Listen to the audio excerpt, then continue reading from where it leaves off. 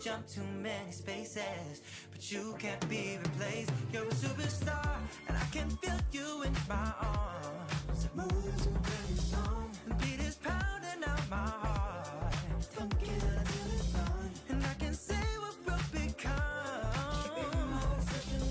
Am I insane?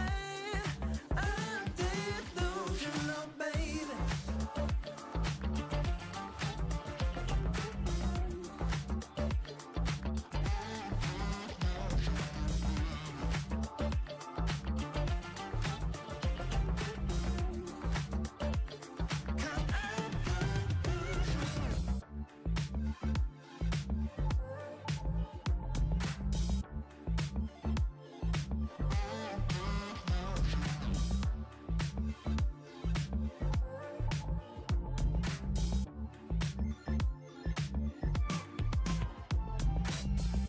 Girl, you're killing every move and breaking all the rules, and your hips don't lie, making an offer I can't refuse. Damn, that'd be the only thing I know about you's your name, so I'll wear it out, and one day you might wear mine through a ring. I know I may just be a face in the crowd that doesn't faze me. I sing loud, you're a superstar, and I can feel you in my arms. The beat is pounding out my heart, and I can say what we'll become. Am I insane? I'm delusional, baby.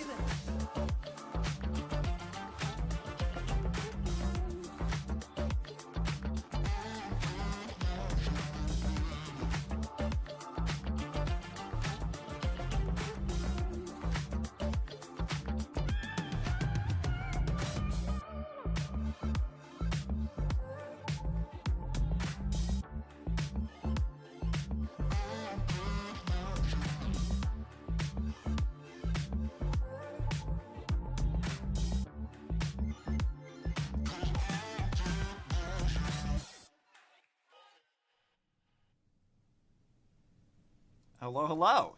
Sup? John over there on Twitch. Hello, YouTube. For those of you guys who don't remember me, because I haven't streamed in ages, I'm Obsidian. And I am very, very, very far behind in Star Rail Story.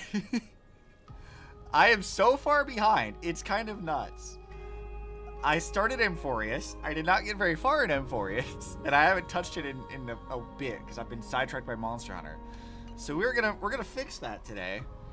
Try to get caught up. We're not making through all of this stuff. We're probably gonna have to do Star Rail once a week until I actually, you know, properly catch up to the plot. So as far as where I did the was it the trial where they were gonna kill me, and then decided not to. They've apparently optimized it. Hi, Casterus. Chrysos heirs, demigods. Is what She almost killed me. Prophecy truly Amphoreus' only possible fate? Sorry, I was just thinking out loud. Please, step closer and listen to the voices of the Titans. Alright, was I supposed to do that? I have no idea what I was doing. I have absolutely no fucking clue what I was doing. Hi, Kevin. Alright, let's see. What even was happening? I don't remember. Listen to the voice of the constellation. The stellar shrine of the Titans contains 4 major quadrants. Press this to switch to the next quadrant. Press to speak in the secret of the Titans. Okay, so I can read plot. All right, we got all of this stuff. Well, that doesn't seem so bad. I guess we have to look at all the ones that we have lore for. I don't like the whispering. I don't like the whispering. I think I'm okay. Was I supposed to do something? As the echoes of the constellations fall silent, the next sound meets your ears is waves. I did not come to Amphoreus for ASMR, right? This is a little unsettling. The unfamiliar call carries a longing to take your soul's essence into the pools. Alright. I guess I'll just send some shit. In the exploration of Amphoreus, celestial ambrosia can be obtained through various means. So, this is basically just our you did shit, congratulations thing. Whispering thing feels a bit creepy. Yeah, it kind of does. This is all like, why I don't like ASMR is like, I don't like people's voices right in my ear. It's deeply unsettling. I don't care for it. The water returns to its serene state. How curious. It appears that you just have to bring celestial ambrosia back here next time to get something nice. I mean, that's no different from Clocky, so I guess that's fine. Alright, let's see. We have a bunch of missions to do, including major plot ones. I don't know what side quests I can do currently. I'm trying to knock all that stuff out of the way. No, I don't need to look at assignments. Missions. I guess we have the event stuff that's happening right now. The Divergent Universe stuff, which I don't necessarily want to do.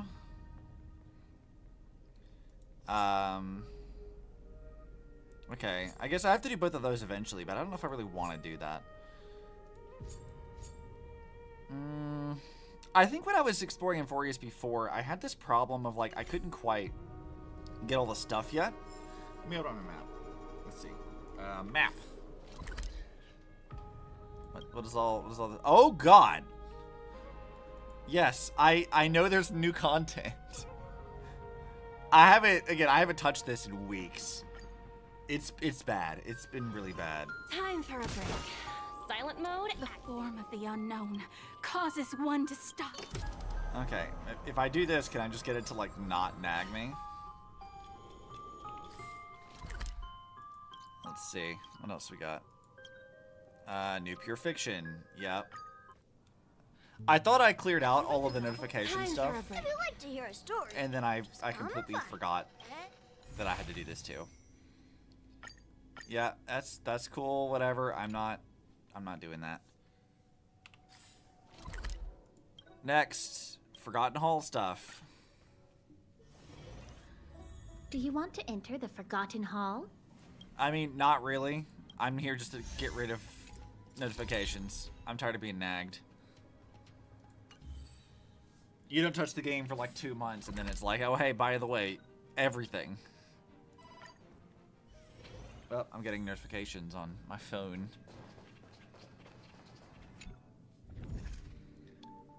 Has it been refreshed? Yep, that's fine. You gonna stop nagging me now? Good. Okay, so I have a side quest in Penacony, which I am not gonna do, I don't think. What the fuck is this? I already got all this stuff. Don't bother me with this. Alright, let's see. So I got all the stuff here. Wait, I have all of the chests in the Eternal City? I did all that? I didn't think I did all that. I was a lot more diligent about this than I thought I was. Well, that's fine. Time for a break. Silent mode activated. I don't care about that. What Amphoreus quest do we have to do? Because I would prefer to progress the plot. Nympha's whereabouts? Can I do any of this stuff? What is this one? Aglaya's control over Akuma runs far deeper than we anticipated. The previous incident has already reached her ears. Okay, this is like right after the trial then. I guess we can do that. And thus I have to go immediately right back to where I was. Apparently did. Yeah. Time for a break. Silent mode activated. Man, it's a struggle. I forget, because again, I've been keeping up with Impact 3rd, and I've been doing Monster Hunter, and I've forgotten everything that I did. At all. It's been a bit. So, did you hear it? Sure, Kevin. I couldn't understand it though. First time I heard the voices of the Titans, I was just the boy playing with swords, oblivious to the meaning of life. The boy. To this day, I still don't know why the prophecy chose me. But I'm grateful for it. Without Who are you this trying to journey, convince with that line, I might have Finan? already become a wandering soul on the battlefield. He sounds like he says this thing which like makes him like he's a little wistful about this prophecy, and then he feels like he has to like rush to correct himself. I feel like he's not quite as excited about his prophecy as he seems. All right, that's enough of my story. I want to extend a heartfelt invitation to you. Join the Christos heirs and aid us in hunting down Nikador and retrieving the core flame from the Titan of Strife. Sure, whatever. You still harbor Tell me where to doubts, punch. I'll do my best to provide you with answers. I'm so loaded with crystals with the new 9 weeks per patch. Yeah, you know, I saw a lot of people were very upset about that, of like how they're extending our patches to like 8, 9, or 10 weeks, depending on what's going on. I actually kind of prefer that. I didn't have to spend so much money on Sushong this patch because I already had a shit ton of stuff saved up. I'm like, you know, I'm actually not like opposed to this. I think it's fine. Which, by the way, Sushong's really fun. I might do like a one-off stream sometime this week, doing her trial stuff and what is it, Elysian Realm. I played her like during the event. I've been recording that in my downtime, but like I haven't really sunk my teeth into how she plays just yet. But from what I have played of her, it's been very fun. Let's see, Kevin, what you got for me? How are the Crisis heirs chosen? Unfortunately, the workings of the prophecy still remain a mystery to us all. Okay. The only reliable speculation is that it favors those caught in dire circumstances and bestows miracles upon them.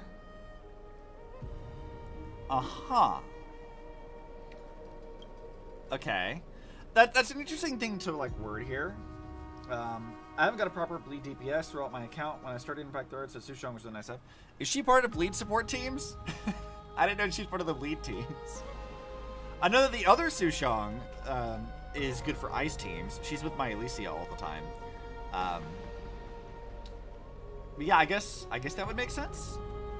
So, I don't know. That could be really fun. I have to go look into that now. I've got all my bleed characters and most of their stuff situated, so might be fun to play around with that. Oh yeah, the phrasing Castros uses here is fairly interesting. This is not a one-to-one, and it should not be necessarily compared, but I like this idea. So, in Honkai Impact 3rd, you have like how Hershers are chosen, right? And they hear like the voice of God, quote unquote, and then they're given power of some sort.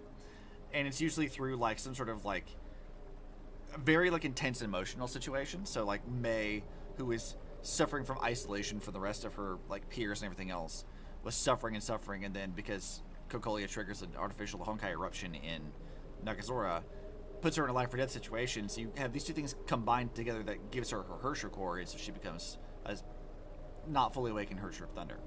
Same thing with like Wendy going through emotional distress becomes Hersher of Wind. And we kind of see this like come up regularly of like heightened emotional situations lead to this, and I think probably the best example being Sidin, who is tortured by Shuxal for a long time, and then she becomes the Hersher of the Void because the Will of Honkai is like, hey, I can give you power to get your revenge. And I find it interesting that like this alleged prophecy or whatever here in Amphoreus seemingly operates on similar rules. Again, this is not saying that the Crisis heirs are supposed to be like Hershers. They're potentially not.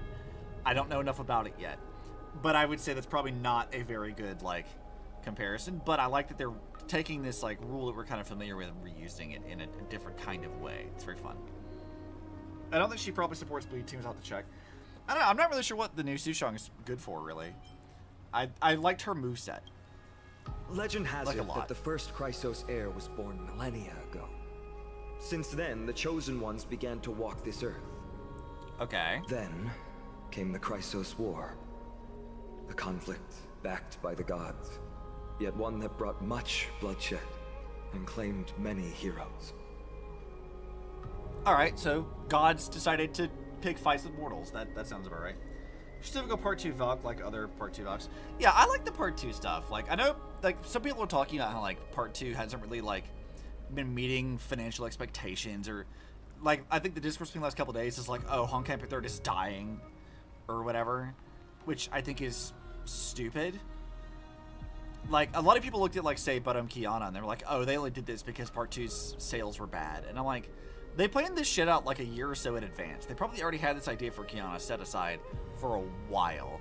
They didn't just, like, do that because they thought part 2 was failing. Like, I don't know. I don't know if I buy that narrative. Like, Honkai Impact 3 has never done as well as, like, Star Rail or Genshin. Ever. But, like, it still has a pretty dedicated fan base. It still brings in a pretty decent amount overall. Like, it's not, like, as good as other gacha games are necessarily in certain regards. But, like, I think it does fine. It's not dying. If Guns He's still around, you know fucking Honkai's not gonna get killed off. So, like, so much, like, hate for part 2 I see on Twitter and shit. And I'm like, I feel like it's fine. Part 2's got fun mechanics.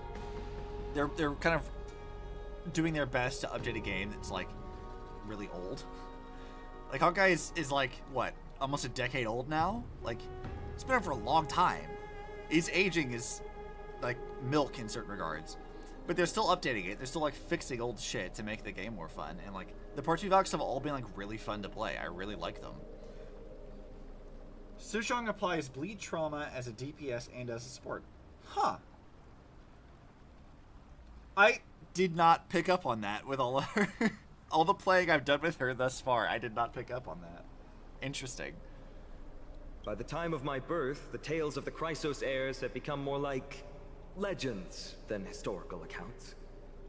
If there are others called forth by the prophecy, It should be a decade old. I trust that fate Damn, has will it really guide been them that to long? us. That's wild. How do you plan to fight Armed Nikador? with courage and unwavering resolve, our quest will begin as soon as Trian locates Castrum Kremnos. I don't even know what those words mean. Trian is Tribby, or one of Tribby's, right? Without a doubt, it will be a momentous battle to the death. Prepare yourselves. Sure, Kevin. The path ahead is bound to be perilous, and I won't impose my will upon you.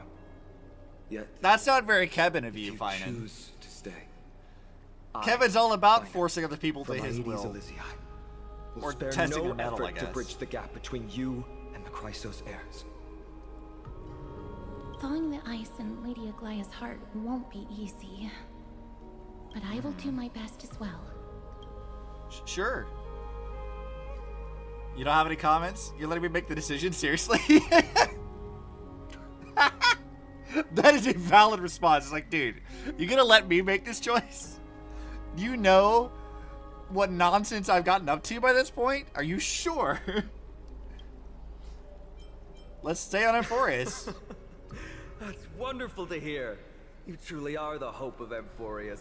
You put a lot of faith in me, Finan. I've always believed that the journey of the Chrysos heirs is not meant to be the saga of a select few, and that we must unite all potential allies, especially heroic figures like you. You know, you are giving me a lot more credit than I feel like I deserve. Once we triumph in the battle against Nikador, that should dispel Aglaya's doubts. Lord Finon, Uh-huh. our guests seem quite weary. Should we have them return to the bath chamber for some rest? My apologies, I got a bit carried away. It's been a long first day for you here on Amphoreus. I mean, a bit. We got, like, what, shot down?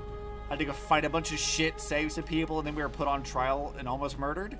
Be sure to rest So, well in the you know, bath it's chamber. been a bit of a day. I trust that Trian will have returned with news about Castrum Kremnos by the time the two of you are fully recharged. If you say so. That's a lot of drama for one day. Yeah. Let's go. With Finan's guarantee, we can take at least a moment to rest without any worries. We gotta take a photo of this place for March. I almost forgot. I didn't think you remembered that. Yeah. Sure. Let's do a selfie, which I can't do in real life at all because my selfies are terrible. They're so... I tried... Like, my sister got married recently, and I was trying to take, like, photos at the wedding, and I am so bad at selfies. It's atrocious. It is, like, abysmally terrible. I am not at all cut out for that. Don Hung, you guys shouldn't put me in charge of photos. You haven't seen my photos. They're not good. The totems of the 12 Titans stand like 12 pairs of watchful, imperious eyes, overseeing the world they forged, nurtured, and ultimately brought to ruin. With the 12 constellations align and shine, the miracle that the Christos here speak of will illuminate, or so their prophecies claim. Okay. Look at the void! Don't look at it too long, though. You stare at the void, it stares back, and the void has a name in Impact 3rd at least. The actual abyss. Because that's Vita. I guess we have an Amphoreus or whatever, and he's supposed to be a Sue variant, right? Or at least serving a similar narrative function, if nothing else. Time for a break. What Silent mode activated. What the fuck is this? Was this always here? The like pot poogies? I don't remember this. Time to die. I do remember messing around with these things. Which I don't honestly know what they do, but that's fine. Oh yeah, they lured us into this comfy trap. And there's like a really annoying like goblin thing that steals chests from you, which I have to like drag back into place. I remember that now. So much just happened today. What? Do you have some? I have something on my face. You talked more than you did the entire 3 worlds before this. Well, since the talkative one isn't around, someone else has to take her place. I'm amused that that's your excuse for this, Don Hung. You're like, nah, March is usually here to do all the talking, even if it's stupid shit. But she's gone, so I guess I gotta step up and be stupid. It's been a long day for me too, so let's get through the review quickly. Sure. By estimation, it took us 20 system hours to figure out the current conditions on Amphoreus and build connections with the locals, a pretty good start. But I feel there's more to everything than meets the eye. Even the Crisis Airs themselves aren't as unified as we imagined. I mean, neither were the Flame Chasers, so... we're still looking at things through a clouded lens. Wasn't expecting Aglaia to be that ruthless. I mean, I kinda was. Her verbal attack on us seemed quite sudden. There might be a reason behind it.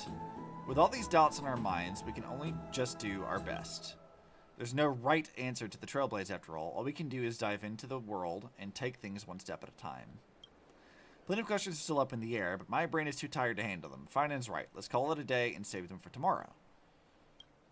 Sure, we can go take a nap.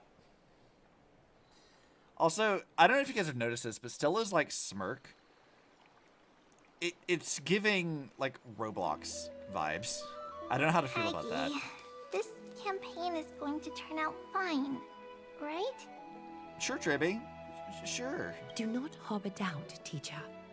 Oh, right, she's inexplicably British. For the Chrysos heirs, any uncertainty in your words may undermine people's resolve. Why is Aglaia British? Like, that's odd, right? Like, that this is not like a multicultural hub of anything. This is like a self-contained place that not many people can access. Why the fuck is she British? Alright. But it's just you and us here. You sure about that, Tribby? By the way, Aggie, I was actually wondering, when you were in the seems a bit odd. It vortex really earlier does. with them, were you actually going to... Certainly not. You weren't gonna kill him? Oh, that's good to know. I don't know about that, Aglaia. You seem pretty Why serious. even bother to ask? If you were truly convinced of my intent to harm them, you would have intervened. I like Aglaia's look, though. Like, her design is pretty solid. I like this whole thing. You sure don't miss a Tribby, thing. she's fine, We're I guess. just curious. What is really going through your head, Aggie? Initially, my plan was to use the threat of banishment to test their resolve and perseverance. I might have talked about this off stream, but like, Aglaia kind of has dead eyes, right? Like, her lack of pupils, in a sense, gives her this like sort of dead corpse vibe almost. And I'm not entirely sure why that is. I don't know if they like did that on purpose or not, but it definitely gives a little bit of like corpse vibes. But I noticed a sense of unease in Castris. She trusted in them, and even reached out to Finan in secret, believing I was unaware. Therefore, I took advantage of the situation and changed the threat from banishment to execution to see if the two could remain firm under the most extreme pressure. Okay, what was the point of that, though? Simultaneously, it might also strengthen their bonds with Finan and Castris. Do you have to go to such lengths for the battle against Nikador? Yeah, that seems like a pretty roundabout way of doing that, girl. That may not be the best way of doing it. That's going to make it a lot tougher for you to gain their trust. That's not important. You and I will eventually step off the stage and leave Amphoreus' fate in the hands of others. That's the future you foresee, isn't it? What do you mean? You're not gonna lead the planet, so... death? I feel like death. I feel like that's what she's talking about. Yeah. So I guess you're all gonna die. I did hear spoilers that, of some character deaths that are allegedly coming up, and I'm like, okay. Not sure how to feel about that. The prophecy of deliverance is nothing if not ambiguous. It urges us to defy the gods, yet refrains from providing a clear glimpse of what lies ahead. I mean, prophecies are like usually intentionally vague. That's kind of the point of them. You can apply them to basically any situation you want. Right now, it is people's faith in the prophecy that unites them around the Chrysos heirs. Should a time come when their faith is shaken, all will crumble. Okay, is that like why you're against telling people that like there's worlds beyond the sky? Because I do remember that being a whole thing. That's like why we went on trial in the first place. I don't know. I don't feel like I really get what her motivation is for that. Of like, why do you want to keep that from them? Like, will the Titans or whatever kill people for trying to leave? Like, I don't know. I fully understand what they're getting at with that. When our task is to craft the armor for the Deliverer, what harm is there if you and I don humble attire? Craft the armor for the Deliverer? What the fuck are you talking about? I don't remember anything. Peggy, have you noticed... Did we talk about this? I feel like I don't know anything. You keep saying you don't believe in humanity's altruism, but your actions are a counterexample. Perhaps it's because my humanity is distancing itself from me. Okay. Another never-ending dawn. How bright is the day, and What does how that long mean? is the night. The golden thread hangs unusually silent today. Aglaya, you are a As if the very heavens, confusing character. earth, and ocean are all holding their breath. Could they be mourning the impending downfall of a titan? I mean, maybe? Unwinding in a bath sounds appealing now. Would you care to join me? Bath time, let's go. Also, what the fuck? My phone keeps buzzing. Who the hell is sending me like a million texts? What the fuck? Oh, it's my sister from her honeymoon. Okay. I was like, who the hell is sending me so many text messages? Jesus.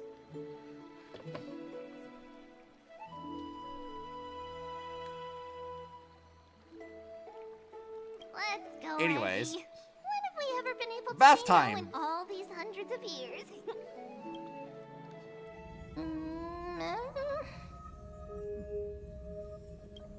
What was that noise?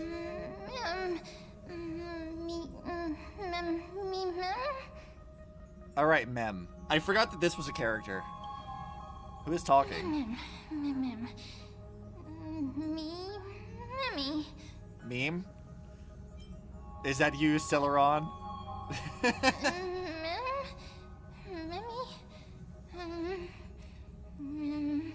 How does Stella hear this nonsense? Do you plan to pull E6 fake club characters? No, I'll tell you what I'm saving my crystals for. Whenever Siren gets added, whenever she's added into the game, I don't know when that's gonna be, but whenever that is, she will be the one that I do that for, because I have a rule, and that is, no matter what version of Alicia there is, Ellie is always got to be maxed. I did this in Impact 3rd when her Short Human Ego came out. I maxed her instantly. I spent so much fucking money leveling her Short Human Ego to max. And when Cyrene is added, yeah, everything is going into that. I don't care about the meta. I don't care about how useful she is or not. No, everything goes into Alicia. That is how that's going to work. Every Ellie variant, doesn't matter. That's the rule. Does it make sense to do that? No. But I don't play for meta anyway. I don't care about any of that.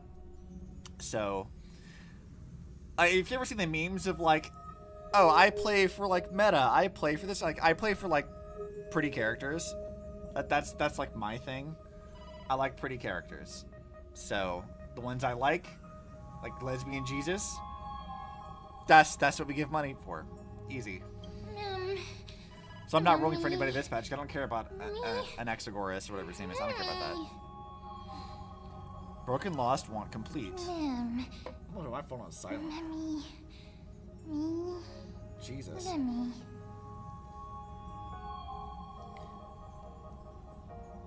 Okay, to give you an idea of what's happening here. My sister is like on her honeymoon, and she's sending me pictures of like areas around Hawaii that they filmed Jurassic Park stuff in. And I'm like, cool, thanks for that. But also, I'm trying to stream. And my phone changed all the settings. I can't find anything anymore. I don't know where anything is. Sleep, go sleep, disturb, should not. No, Mem, wake me up, damn it. I want to know what your deal is. Feels like I've been a voice talking in my head all night. Yeah, I want to know what your deal is. Are you actually like Cyrene or not? Because I know everyone kind of jokes that you are, but I need to know what's really happening here. Alright, Don Hong, what's up? You're finally awake. Got caught trying to cross the border, huh? God. Jesus, the brain rot. I slept pretty bright outside. The sky's been this bright since we arrived in the holy city. Oh yeah, that's right. There's like no sunset. Did you sleep well? There's a voice in my dream. A voice? The voice of the Celeron again? Or... It was pretty cute, unlike the Celeron. Yeah, it's cute. So it wasn't a nightmare, but be careful. It might be its way of luring you in. Keep a note of whatever you can remember. This strange dream might be connected to the rules of this world. I mean, yeah. While you were asleep, I did some thinking. I believe the most pressing concern is still how the people of Amphoreus view what's beyond the sky. Unfortunately, contacting the Express might not be feasible for a while. If we try to fly out of Amphoreus, will we also incur the wrath of the gods? Yeah, good question. Yes, in the worst case, the entrance to Amphoreus is a one-way door, letting people in but not out. There's a new message. Alright, we got a text. What do we got? Did you both get a good rest? Oh, it's you. It's you, Kevin. I was expecting someone else. Who are you expecting? Did someone beat me here? Nothing. Do you need anything from us? I love how Don Hung just sweeps our nonsense under the rug immediately. I got some good news. Trian's located Castrum Kremnos. Hurry to the Ares Bath in the palace, and let's go to take on Nikador. You can rest for a bit longer. No rush. Take it easy. Okay, we're fighting Nikador already. I assumed that was what we're building to, but I guess not. Yeah, I guess I gotta get ready to mobilize. Well, I mean, I'm here to go fight some shit. I'm ready to beat stuff up. I don't have Castris, so I can't, like, get the permanent buff to my account that you get from her. But I'll wait for the rerun. But maybe it doesn't matter. Maybe they'll give me a trial Castris.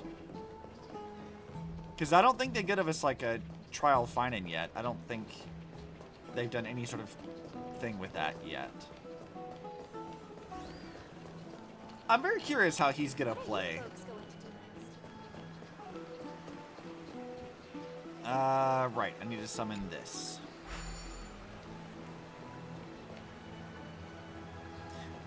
I do remember that they said the bath was off limits to everyone but the Chrysos heirs, and then we just get to go up there randomly just because.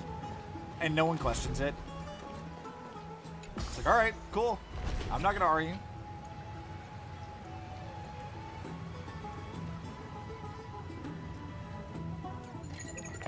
Let's see. Oh, hi, My Day. Hey, great to see It's you Finan's here. boyfriend. I have the Herda and Tribi. I'm set for the 3x. I have the Herda. She's not leveled up really well, but I do have her. I really need to understand how she works, though, because I think I was working on grinding out stuff to level her up before I stopped playing. And I don't think I ever got enough of her artifacts to make her, like, really useful. But I'm pretty sure she's level 80. Or 90. One of those two. Trusting our fates to two strangers? Is this madness or folly? Maybe both. You should really make more friends, Mighty. That's your boyfriend, fine, and don't worry about it. Heroes, your attention, please. Trian Okay. has returned with news.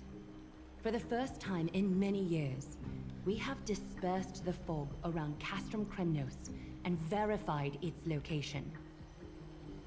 I don't remember fog being a problem, but The awaited sure. moment has finally arrived for the Chrysos heirs. Our path forward is now clear. She's basically Vanquish AoE king and Nikador, requires the stacking violent up the lance of numbers to fury, 42 and to bring unleash the the most core damage flame that of single strife enemy that back has to with her Akama hand skill to fuel the can use prophesized it. miracle. Okay. I can figure that out. This is an arduous mission, and I must heed the voices of all to determine the best candidates for this campaign. Let me at him. Let me at him, Aglaya. I'll beat their ass. Should I'm you ready. harbor I'm any ready to thoughts, fight. This is the moment to bring them forth. I'm ready. Nah, my thoughts are I want to punch things. Let me fight them. I want to choose violence. I, Finan, of Aedes Elysiae, wish to wanna join the fight 'em. crusade against Nikador. Furthermore, I recommend the two warriors from foreign lands. They have fought alongside me against Nikador's double, and I have full faith in their bravery. I mean, bravery is not how you win fights, but sure. Guess I have no choice but to give it our all. Yeah, let's go fight. You still not used to it? This is the destiny of a trailblazer. Look, don't talk down to me, Don Hung. I know full well what needs to be done. I, Mighty from Castrum Kremnos, volunteer to join. I didn't think his name was pronounced Mighty. I thought it was Mighty. I guess I am a little off that. Oh, what's up, Derek's? Hello, hello. Nikador has become corrupted over the years. Their pride waning, but their might endures. Victory only lies in assembling a full-fledged army. I don't know if 5 people count as a full-fledged army, but sure. I'm willing to join as well, to help guide departing souls and ease everyone's burdens. I concur with your opinion. Though their divinity has faded, Nikador remains a formidable adversary. I really like the Amphoreus character designs. Like, I'm like looking at Castrus and Aglaya, and I'm like, you know what? I'm here for this. I like these designs a lot. These are both very good. Yet, I cannot jeopardize all of your lives in one single battle. As we speak, the Hand of Shadow remains missing. The Eye of Twilight is still coveting our land, and Circes and Orynyx present significant threats, despite their lack of overt hostility toward humanity. Alright. Death, Sky, Reason, and Time. Even with 2 demigods protecting the Holy City, the risk is too great. Hence, Castrus, you must remain here. Your place This is is not my on top the 1 front character in lines, Amphoreus. Yeah, and the I battlefield like is her best left to the so far. warriors. Like, all the stuff I've seen of her, in-game and, like, some of the animation stuff, I really like Castrus a lot. She's a cool character. I understand. She's secretly a goth, but it's fine. She's got, like, a I don't want to say Lolita type aesthetic, but vaguely. I don't know. I like the look of her a lot. As for the 2 foreign warriors, select one to accompany you, Finan. Placing both esteemed guests on the front line would not be proper. Leave it to the British girl to talk about what's proper. Choose me, Finan. I want to fight him. I want to kick She ass. excels in wielding a range of weapons, and her flaming lance has quelled the enemy's advances multiple times. Mighty and I are both better at offense, so from a tactical standpoint, would you be willing to fight alongside us? You want me to be your tank? Okay, I can do that. I might not be tanky enough. I tried letting Don Hung tank. I love how I made that joke and then Stella does the same shit the moment I go to do that. I might not be tanky enough though. With those two, the battle should end quickly. Yeah, it's fine. If you have no objections. Aglaya, the 3 of us will take on the mission to hunt down the Titan. Let me at him. The guild authorizes me to hunt Nikador. Let's go. Midamos, Castrum Kremnos was your home. Your people were once Nikador's followers. Yet, you've chosen to turn to Akima and dedicate yourself to the prophecy. Wait, you can just ignore the prophecy? That's like a choice to follow it? What happens if you just ignore it? Do you swear, upon Kefali's body, to make this mission of the Chrysos heirs your foremost duty? When Nikador succumbed to madness, they stopped being a god to my people. I will use my wrath as a human to strip that god of their authority. Uh-huh. As for the core flame, and that soon-to-be vacant divine throne, if that is the object you desire, you can have it. I have no interest in becoming a replacement god. You know, I mean, fair. I'm not sure that being a god of Amphoreus would exactly be a good thing. How generous! I'm not the type to accept charity, so I'll definitely be the one who deals the final blow through Nikador's heart. The party that will embark on the expedition to Castrum Kremnos is decided. Finan from Ides Elysiae, Mighty from Castrum Kremnos, and the distinguished guest from the Outlands. So, I'm wondering, looking at like where Finan's from, Ides Elysiae. Like, I know that Elysium is like a Greek thing. I'm pretty sure it is. And Elysia in Impact 3 was definitely named after it. So I'm wondering if like their use of that here is like hinting at her connection to him later, or if it's just one of those instances of like a similar conclusion coming from like a similar source, but like serving a different purpose, if that makes sense. Like when they reuse like plot threads and stuff in other games, but they have no real connection to being like a multiverse variant or anything. It's just like reusing the idea in a new way. I guess we'll have to wait and find out. I, Aglaya from Akima, Chrysos heir and the demigod who bears Nestia's divine authority, hereby bless your journey ahead. Wait, you're the one who has the Romance Titan's authority? What does that mean? What does the Romance Titan actually do? I'm assuming you had to kill it to get its core flame. What does that look like in combat? Trian will open the gate that will lead you to Castrum Kremnos. May the golden thread guide you on your journey and bring you safely home. I'm kind of confused as to like, does the prophecy actually just let you choose to follow it or not? In which case, do the golden threads that she have actually like matter? It's not like Aponia's threads of fate, which like are sort of a higher dimensional thing that like you can't really change unless you're Elysia, and then you just dissolve all of it through your authority. Here it seems like you can just kind of ignore it and just connect it to her own like personal power. I don't know. I'm a little confused as to how that works. Blow, wind, blow! All the way to Castrum Kremnos! Sure. Woohoo! Snowy, D, let's fly together! All the way across! I am amused that she calls them Snowy and D. That's so dumb, and I like it. We don't have wings on our backs, Trian. Can you open a gate for us? Oh, a gate! Let's open a gate! Century Gate! Woo! That's kind of an amusing delivery. Why does she act like a child? It's true, Trienne is very playful, but she's the best gatekeeper in Amphoreus. Her Century Gate never fails. Like, she's annoyed that she has to use a gate, but like, how else did you expect him to get there? Like, Trienne, what were you expecting? I love Trienne. Yeah, she's kind of fun.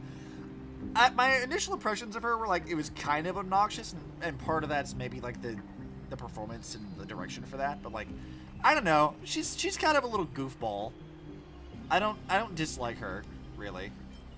Not yet. My opinion of her might change, but not yet. I think so far I don't hate her. Is there another way of travel? Instead of worrying about gates, why don't you take the time to think about how the three of us are supposed to fend off an entire army? Very carefully. That's not like you at all, Mighty. Don't tell me you're scared. Alright.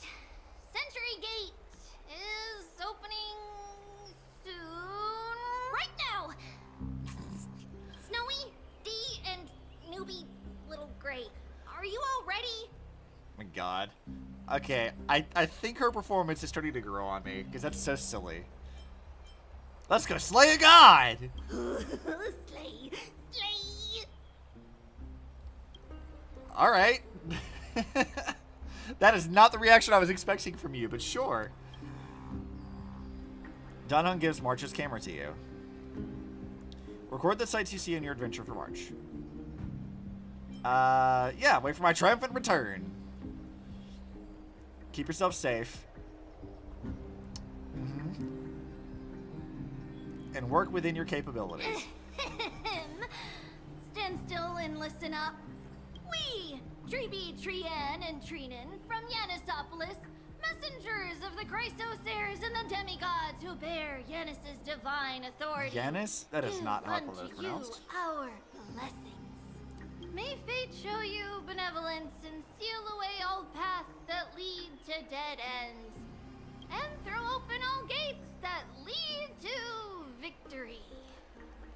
You know, listening to her performance, it sounds like she's doing this more so just because she wants to and not because she actually has to. It feels like she's just kind of hamming it up out of, like, just performative. Like, do you actually need to do any of this, Trienne? I feel like you don't have to do any of this. This feels excessive. I'm amused that you do, but I feel like you don't actually have to do that. It's quieter than I expected. It's corrupted, but still familiar. This is Castrum Kremnos. Times really have changed. Even Nikador's own lands are on the verge of collapse. I haven't seen any sign of Titankin. Okay, I don't know what that means, but sure. If even half of Castrum Kremnos' old might remains, it would mean that Aglaya sent us to our deaths. And This yet you is the chose to outer do this city anyway. corridor. It used to be heavily guarded by soldiers. Even with the two of us working together, we wouldn't have made it past 30 steps. What if you added me to the count? Think whatever you want. Oh, come on, Mighty. Indulge me a little bit. Yeah, Kremnos used to be the place every warrior longed for. Kind of a shame you didn't live in that era full of strong warriors, eh, Mighty? If all the heroes of the past hadn't fallen one after another, I wouldn't be the only worthy opponent you have left. Are you scared? Are you two flirting? It's still not too late. Why are you... Stop flirting. We have a job to do. No, I'm just thinking about the warriors who also braved this very corridor in the past. They all ventured towards the city of the Lance of Fury, all just to set their names in gold. The fortress may be in ruins now, but what we're about to do is no different from what they were striving for back then. Let's go. I mean... We'll take back the core flame of strife. Is or that die what in they were Kremnos. striving for?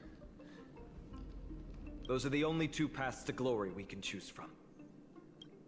How Well- does it feel to be home again after so long? Just point me in the direction of where I gotta go fight. Not here. I lived in the inner city. Oh, as befitting of the Crown Prince of Kremnos. Wait, he was a crown prince? Since when was he crown prince? Was that established? Did we just learn this? Alright, I can control time. That's fun. I don't know what that did, though. Wait, did that react to something? Tribby, do you have anything for me to do? Or Trian? Sorry, girl. Trian, the road ahead is dangerous. We'll return once we complete our mission. Then... Got it. Hide so the baddies can't find me. Is she really a demigod? She still looks and acts just like a child. Yeah. Trian has sacrificed a lot for Amphoreus. That doesn't answer my question, though, Finan. She still looks and acts like a child.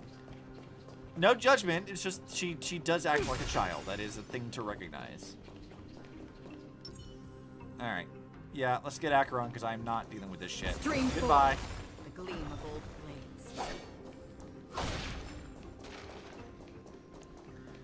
blades. I checked the like the year summary event thing we had, and they're like, yeah, your character you deployed more often than anyone else. It was Acheron, and I'm like, yeah, I fucking wonder why. I don't want to get stuck in useless battles. So I just use her to do everything. There. Once we pass through that gate, we'll be in the Acropolis. Let's go. Finally see some soldiers roaming about. Not for long, though. I'm gonna kill them They're all. minions Easy. who succumbed to depravity. Smashing them to pieces would be the greatest mercy. Hell yeah. I'm not gonna get into any, like, fights necessarily. I'm just gonna beat ass. It seems enemies aren't the only things stopping us. This bridge has fallen into disrepair. I suppose even Kremnoan craftsmanship can be unreliable sometimes. Would we really call a bridge collapse unreliable? Sorry to disappoint, but the outer city was built by convicts. No wonder it's so fragile. That's Maybe a these people were taking their weirdly grievances condescending out on thing you. to say. Doesn't matter. There's no shame in resistance here, whether it's from an adversary or a convict on death row. Except now, it's stopping the people trying to kill Nikador. It's moments like this that make me miss Treeby's power. I mean, looking for you, I'm an expert. Oh, Treeby taught you how? Yeah, I got this shit on lock, dude. Don't worry about it. I have to say that the ability to perform miracles is innate. Without a priest's resonance, an ordinary person would fall into a coma after chanting the first few words of the prayer. You underestimate my power. But since you volunteered, please be my guest. I got this. Don't worry about it. Yeah. I'll figure it out.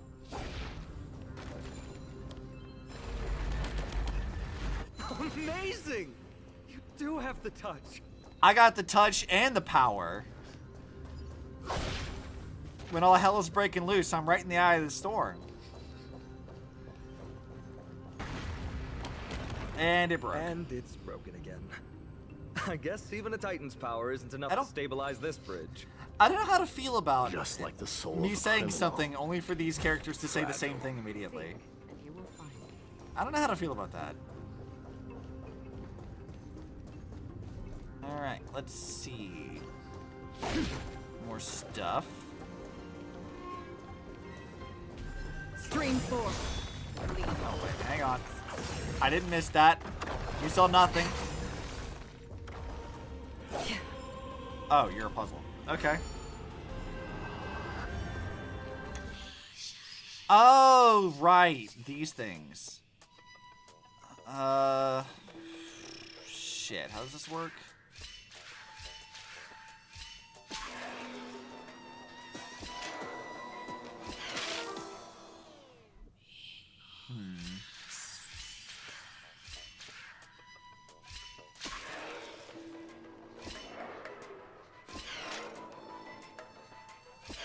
Okay.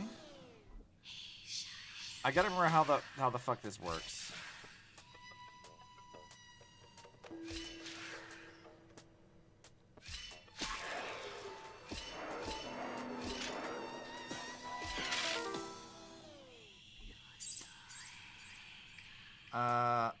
Oh, you know what? I think I see what it is.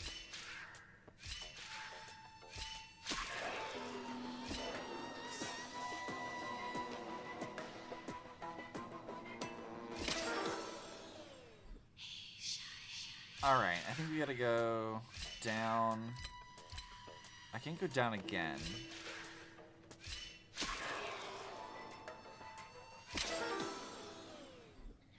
How do I get...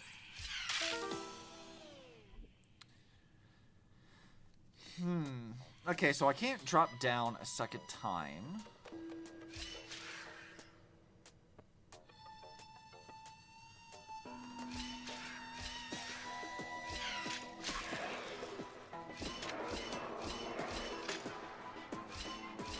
There it is. Okay, I was overthinking it. Mod Hunt looks different. Oh shit, you're right. I didn't change it to Monster. I didn't change it for Monster Hunter on Twitch. Don't forget to let your friends in on the action. Thanks for that, Zan. I forgot. Hold on, I gotta go to Twitch now to fix that. Forgore. Oh, let me mute tab. I thought I adjusted this, but I guess not. Alright, Honkai. Star Rail. Done. There you go. See? Nothing. You saw nothing, Zan. You saw nothing. But thank you. I appreciate that. Let's see. Give me this. Not entirely sure what fixing that does, but... Mighty Nymph. See that? No matter how great the mountain, I can crack it open with a single flicker. Alright, these things. Despite the heavy price I had to pay. Why does it leave emotes? Seek, and you will find. Wait, what the hell was that yawning for? Where did that come from? That was weird. And a little disconcerting.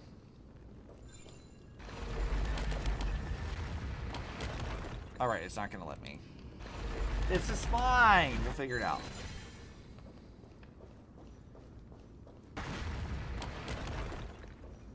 Let me get stuff. I need all the treasures because I am a greedy little shit and I demand loot.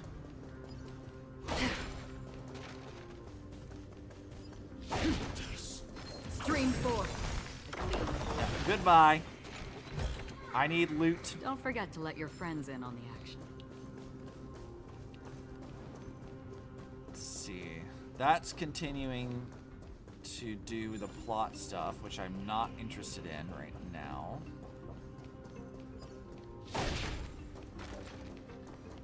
Oh, right. This is our teleport. No, that's not our teleporter. I thought it was a teleporter thing. Look, the gate opened. Genius. We never would have known if you hadn't said anything. Give him sass. Keep doing that. He deserves it. Let's go. We can take a detour from the broken bridge. Give Kevin sass. He deserves it.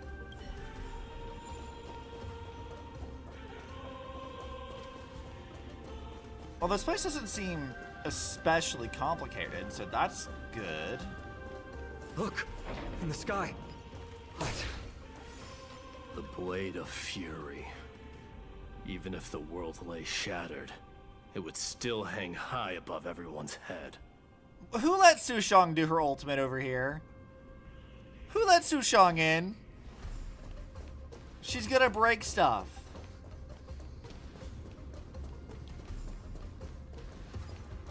We didn't like break things. Magnificent. Yeah, this place looks pretty sick. You haven't seen it at its most magnificent. That's the giant sword Nikador used to destroy Aquala's heavenly kingdom long ago.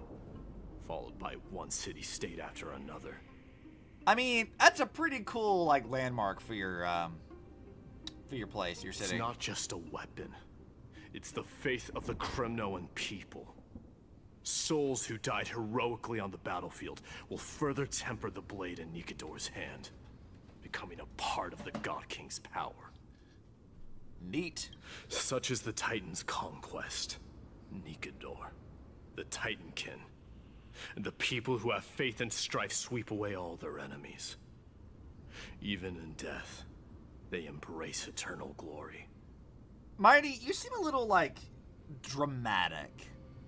Is this, like, necessary at all? I feel like maybe not. I think you're exaggerating a little. I can think of at least 3 losses suffered by Castrum Premnos in the Chrysos War just off the top of my head. Oh? There's no shame in losing to those who conspire and plot in secret. Those weak and despicable individuals are the ones who should be ashamed. Uh-huh. True. Valorous death before glorious return. The Kremnoan people have always been straightforward. That sounds like Spend a their whole backhanded lives running compliment, to but the whatever. battlefield. No wonder Zagreus loves teasing you. But that's all in the past. Isn't Zagreus the name of the dude from, what is it? Hades? Isn't that, like, the main guy you play as in Hades? Guess what I'm thinking, Mighty? Probably nothing good. Keep it simple. This isn't just an expedition. It's also a battle to determine a victor. Uh-huh. Since we're already here, why don't we have a match and fight to our heart's content? Don't you have better things to be doing? Just you and me. Let's recreate the original Kremnos festival. Finan, I thought you guys were sitting here to, like, fight a titan. Show me what the grandest fighting competition in Castrum Premnos was like. Let's gild this expedition with another layer of glory, and compete to see who can kill the most crazed Titankin. How about it? Is that necessary? I feel like that's not necessary. What's the prize? The privilege of delivering the final blow to Nikador. Interesting. I accept your challenge. Why does he care about that? Am I the referee? I know, Mighty. He prefers to fight alone. There are 2 paths ahead. You and I will take the same one. Okay, We won't sure. compete on who's fastest, but on the number of trophies. So we'll each be responsible for our own tally. Don't worry, I won't add her kills to my own count. Doesn't matter to me, even if you do. You don't know the lay Wow. of the land. So I'll give you a 10-step head start. I like the cockiness, Mighty. He already thinks he's won. But I won't decline the offer either. Let's get going. Sure, I'll go kick some ass. Not necessary, yeah. Seems like we have better things to do with our time, but, like, it's fine. So, they're just looking at the great sword. Alright, that's fine. We can look at that later. Alright. Let's see. I was going to look at the map here real fast. Let's see which direction we can go.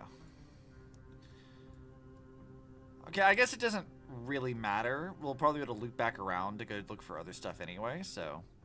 God, there's 28 chests in this? Jesus. Alright, we'll take this other direction.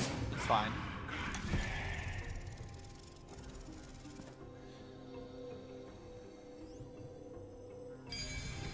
I forgot all the whispering. Made it. God, Hopefully the enemies on this side are worthy of our combined might. I don't like that. I don't like them being in my ear about stuff. That is just upsetting.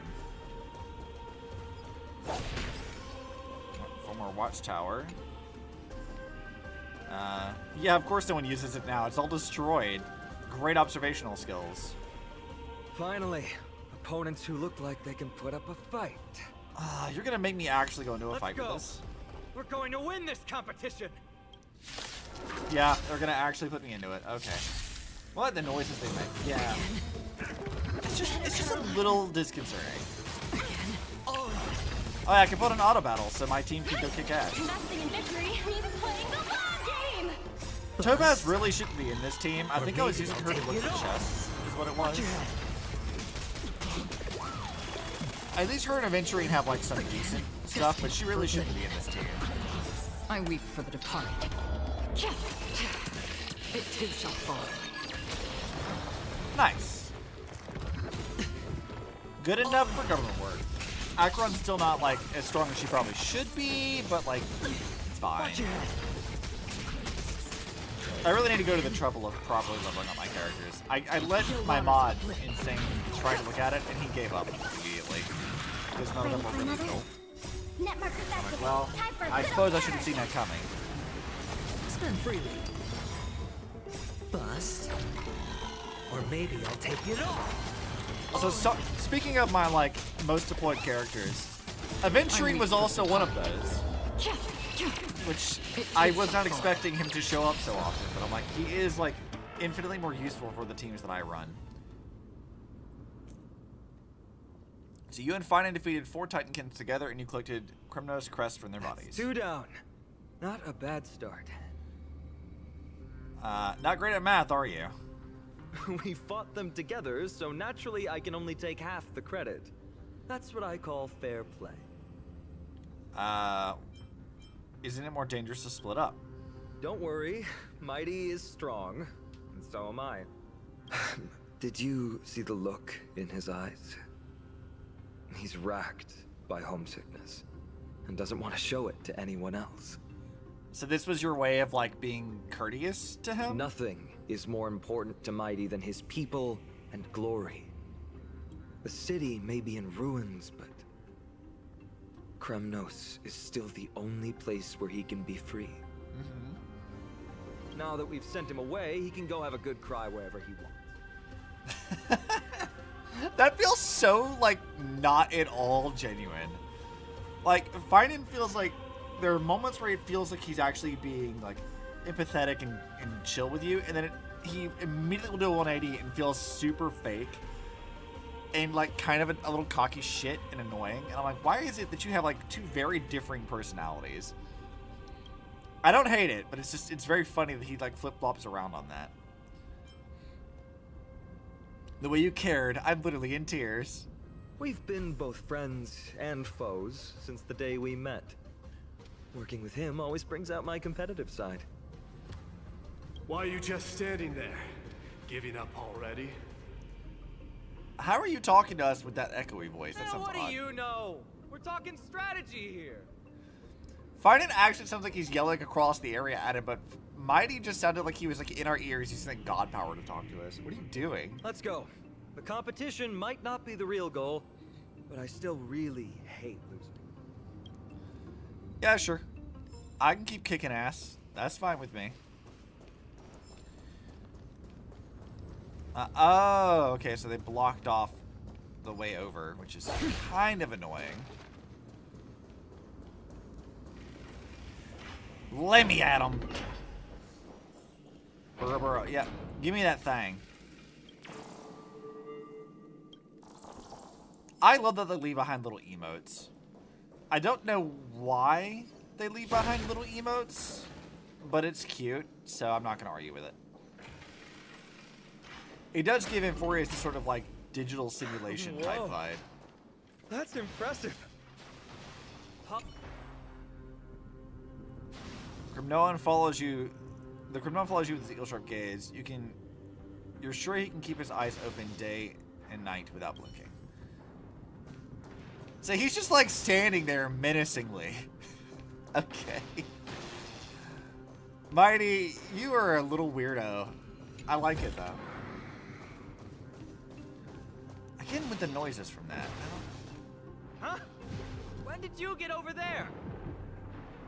I told you before you don't know the lay of the land in this city. That's why you won't beat me.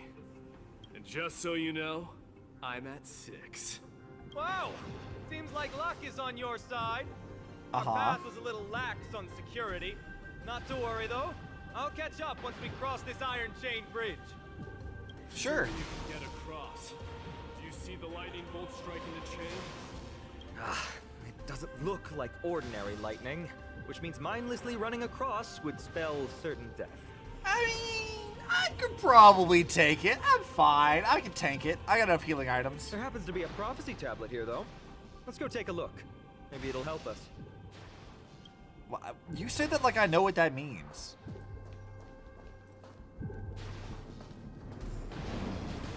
What happens if I just try running across anyway?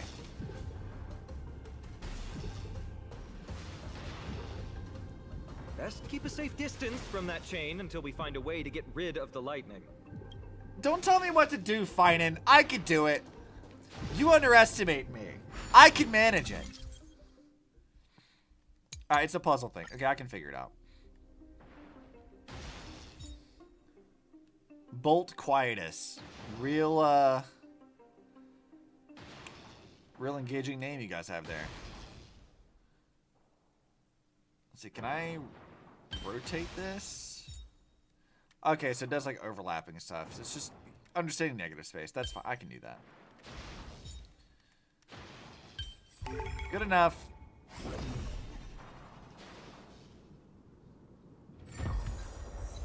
Weather forecast. Great. Should be smooth sailing from here. I mean, I could have done it. How's it going? Oh, you look stumped. I could have done it. Though. Mere lightning won't stop a warrior of Castle Kremnos. See, if he can tank it, I know I can.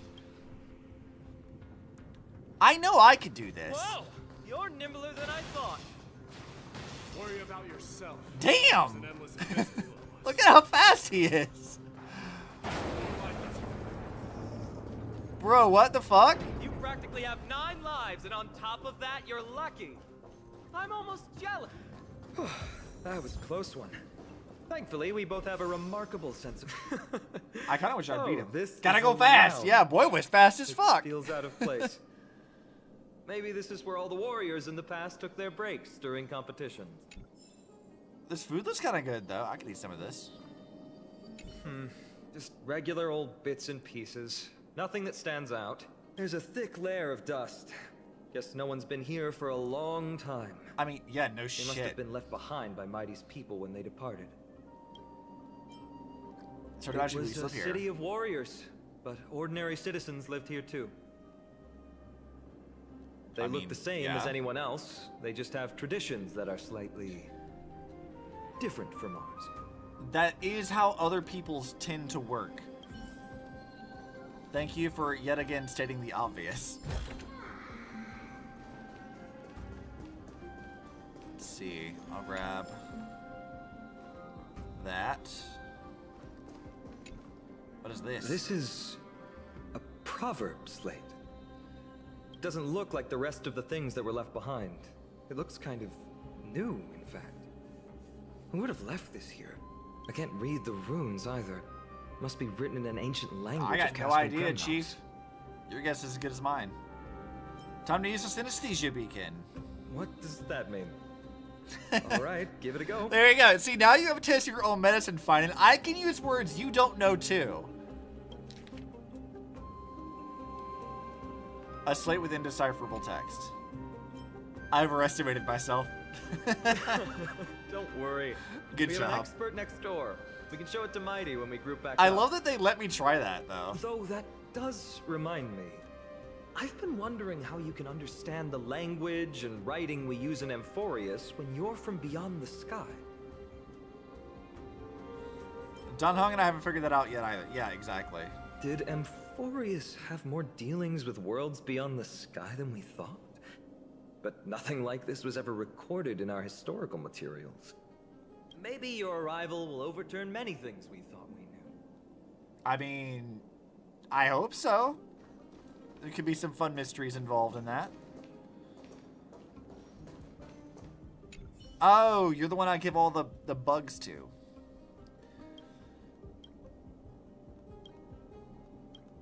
Collect the nymphs. Yeah, you can have the nymph stuff. I'm not giving it to you. Yeah, I'm not worried about it. It's basically just the, what the fucks you call them from Penacony. It's a gadget that records your voice. People don't like this sort of thing nowadays. Why don't No? you hold on to it? It makes a sound when you shake it. Should make for an interesting collectible. Give you something to show for your trip, in addition to the photos. Lance of Fury, Nikador. Blades and lances resound out loud, and their bloodlust will never die. The peace that they protect lays beneath the horrific mountains of corpses and rivers of blood. How very edgy. Well, we've turned over every nook and cranny. It's time to move on. He sounds like somewhat annoyed that we spent time looking at everything. Don't rush me, Finan. I will fight you. I've got a thirst for blood, and you guys haven't given me a real, like, actual challenge just yet.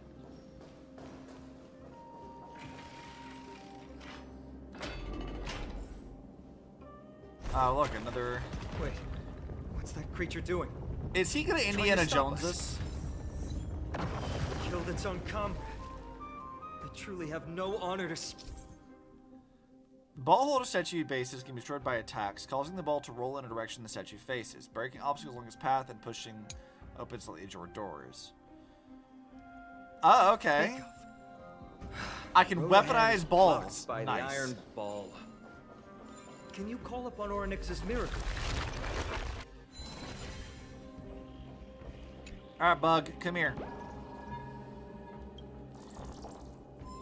Let's see here. What did I tell you? I get especially lucky when I'm with you. This instrument stabilizes the connection between priests and the 3 titans of fate. Give it a try. I don't know what any of that means. Something should happen to me. I'll be sure to pass on your last words to Don Hung, my friend. I'm glad you played along with the bit. Thank you for that. Don't worry, you'll be just fine. Thanks for playing with the bit. I'll figure it out.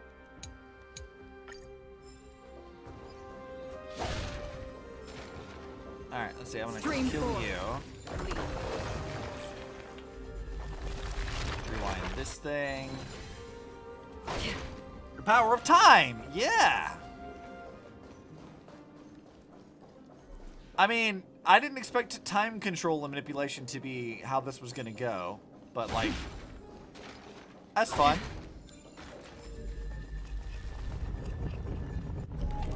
No, that's not going to work. It's because I'm too weak. That's not your fault. In principle, Yeah, there I should know. be an I know what to do. I figured it out. I figured it out. I don't need you to tell me. So, let's do this thing. Not bad. Something feels different about you already. Why don't you give it another go?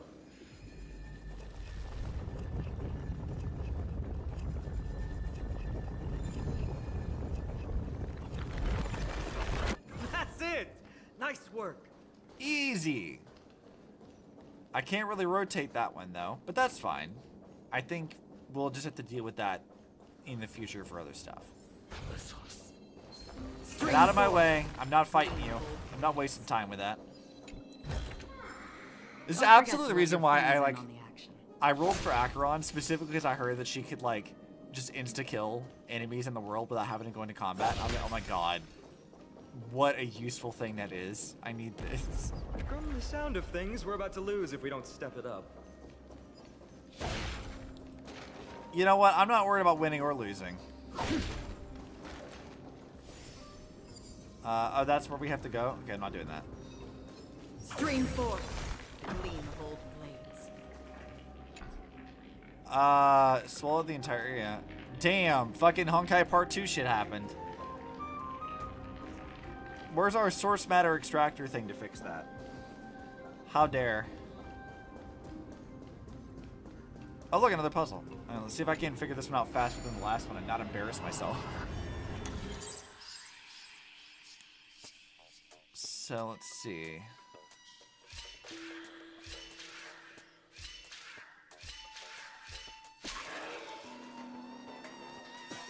So that wasn't very helpful. Okay.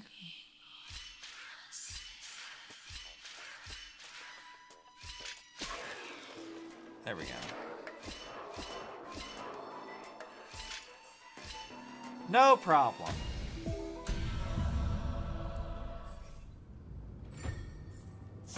Give me the treasure. Seek, and you will Ew. find. Is that a hand? But with, like, most of the hand missing? Ew. That's gross. I don't like that. Careful.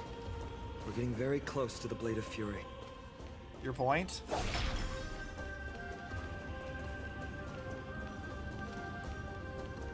Let's see. I guess they're not going to let me do that yet. Stream 4.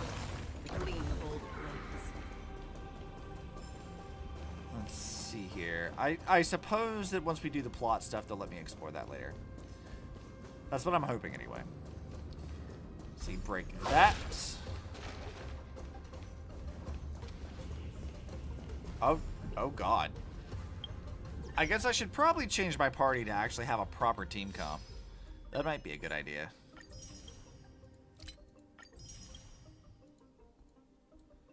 Let's see. Give me all of these things.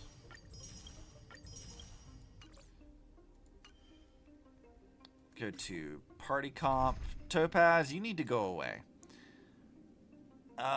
Shit. Who is the other person I need to keep in this party? Yeah, that's sort of his best relic. Is it? Okay. Was it Ron May that was in this party that I needed? Or was it... It wasn't Robin. Right? Oh, God. I don't remember what the team comp build was here. I want to say it's Ron May. I think she's usually the one that has to go in these parties. So, let's put her in here. Jiaocho or Silverwolf? I don't have Jiaocho. Silverwolf, I think, is not as useful right now. It's fine. I have... Because I only need one Nihility character, because my Acheron is, like, E3, I think. Yeah, let's go take a look at her. Icon, Traces, Relics, Eidolons. Yeah, we're E3 right now with Acheron. So I only need one Nihility character, I think. And I'm pretty sure I have one with this. Yeah, I have Pela, so I don't need Silverwolf for that. So I think Ron May is the one I need. I think. This is the center, all right. That's a sizable formation. You can use Harmony then? Oh, okay. Now it's just to take the lead. Exactly. You have the heart of a fighter, my friend. I am ready to kick ass. Let's The go. records are correct. Directly beneath the Blade of Fury lies the world-renowned Kremnos Arena. The path before us leads either to glory or to death. I mean, given that there's more Star Rail to play after this, I'm pretty sure the answer is there. glory.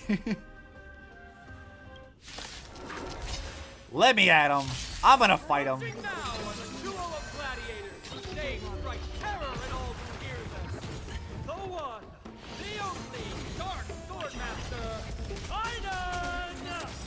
He is such a dork. And the Galactic Baseballer. Yeah, definitely a name that strikes fear. For sure. Don't worry about it. It too shall fall. Ooh, what a savage hit! The baseballer shows no mercy to their enemies. Can you hear that? The crowd's roaring in approval. He's so invested in this. I love that. Again. All Go, Pela. Time for a good old counterattack. I'm trying to remember if I finished leveling up Pela with all her artifacts maybe properly I'll or take not. it off. I don't Watch your remember. head. Marvelous teamwork. Probably this weekend I'm gonna have to go talk to Insane and Anne and have them help me like build my characters properly.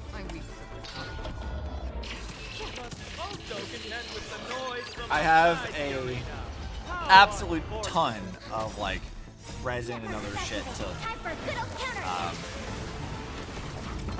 grind out stuff, and I need to go do that. It is long overdue. Bust. Or maybe I'll take it off. They're doing pretty good, all things considered. Auto battle is always kind of Their iffy, but exceptional strength and perfect teamwork. These two gladiators have bested every opponent. sure, if you say so. They've been striving for has not come as anticipated. Ah, How disappointing. No sign of the Titan at all. Is Nikador hiding somewhere? let's fight in the arena. That sounds like fun. Most likely in the soul forging zone. The path is right behind you. Soul Forging Zone. Thanks. What Hell of about a you? name. Oh, finally, is basically Happy Kevin.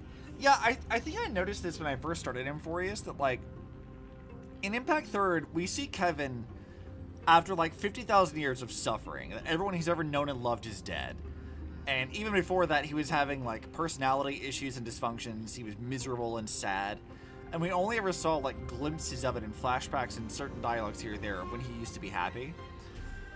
I kind of like the fact that Finan is just like your typical like dumb Kiana or Castellana type. I'm here for that. It's great. I'll take the other path. It's crawling with parasites. Now, will he get humbled like all the other Castellanas we've seen? You've definitely had the upper hand in this competition. Shall we go? Well, it's Of not course. every day you see a view like this. Go ahead and capture it with the photo stone. All right, photo stones. Yeah, I'll take a photo. Look, Stella, you gotta take photos of everything for posterity, if nothing else.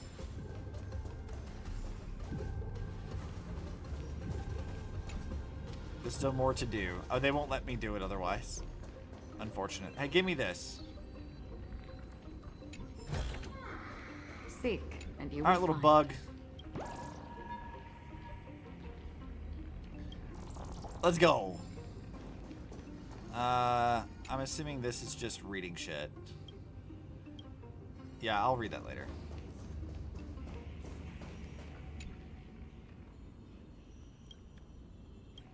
All right, let's take a picture.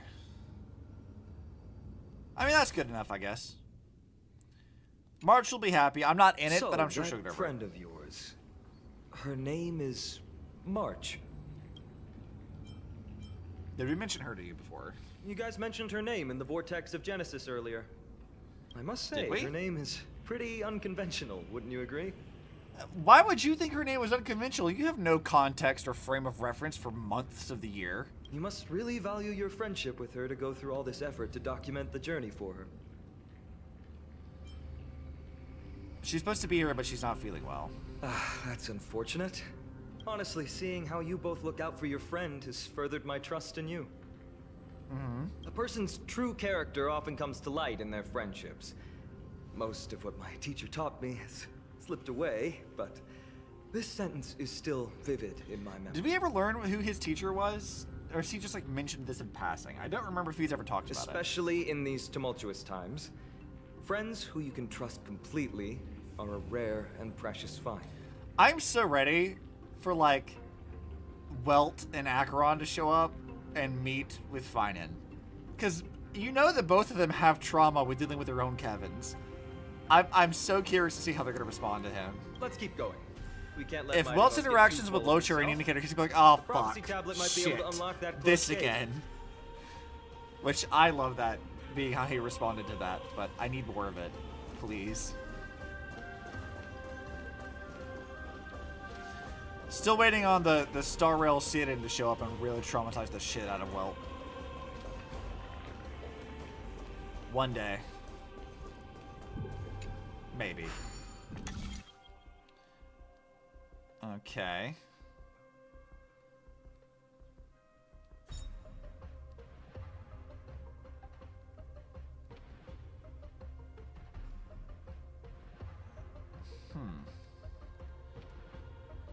Okay, yeah, I see how to do it. I got it. I think, can I rotate this? Oh, I can't rotate it, can I? Well, these both definitely go here, so...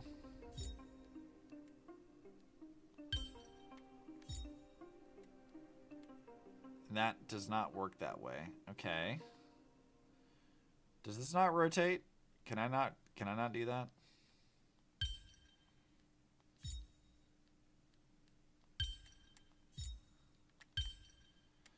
Alright, let's do it this way instead. Easy. We figured it out. There. All done. Let's move on. Yes, please, because I have things to collect and also bosses to go fight. Let me fight things. Kevin will be smiling with his profile picture. Yeah.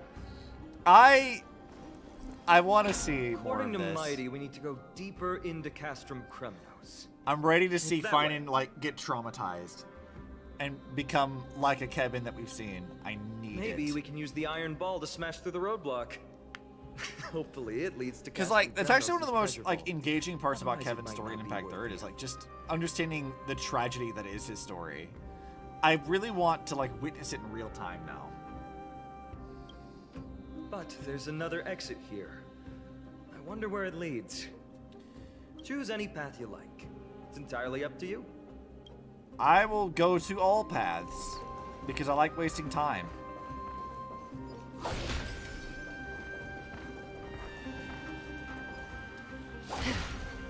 What's up, bug?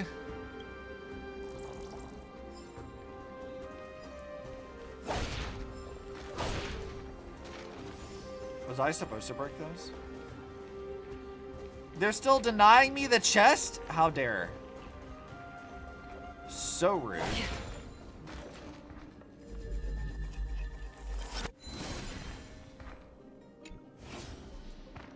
Well, there it goes.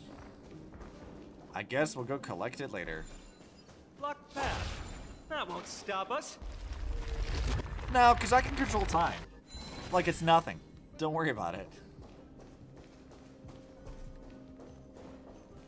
Let's see. Let's break that.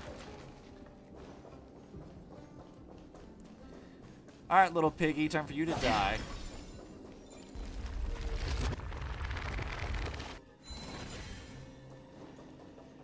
Oh, hey.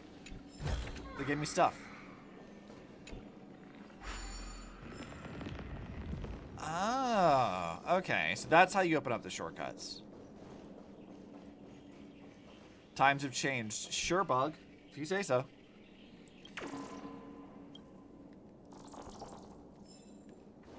Let's see. They said we can go... There's like another exit, but also we can go exploring other things too. Stream Get out of four. here. The gleam of old blades. Why do I hear somebody yawning whenever I get this? I don't know how I feel about that. It's a little bit upsetting.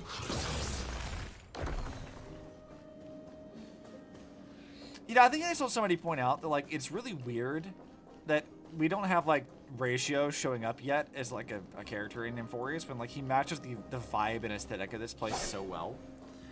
Like, maybe he shows up later, but it is certainly odd that, like, at least initially, we didn't see anything about Ratio. He just fits the vibe so well here. Let's get that.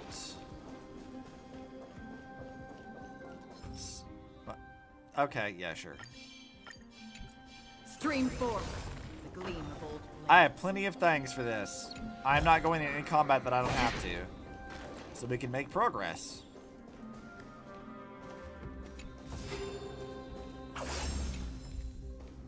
Seek, and you will find. Can we even get over there from down there? I don't think so.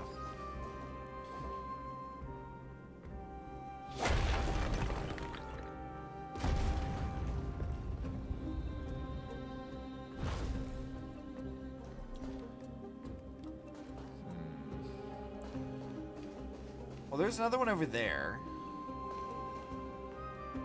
What would that break, though?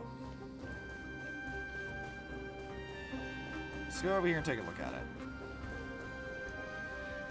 Like, let's say we were to knock that ball down somewhere. It would just fall directly straight. And we can't jump on top of it and ride it back up like, you know, a la Tears of the Kingdom or something. I could probably hit it, though. Oh, but it would open up this. That's what it's for.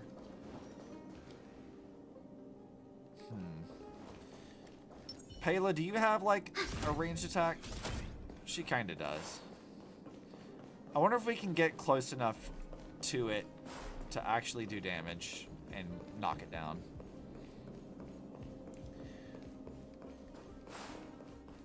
Let's see. Can I hit that?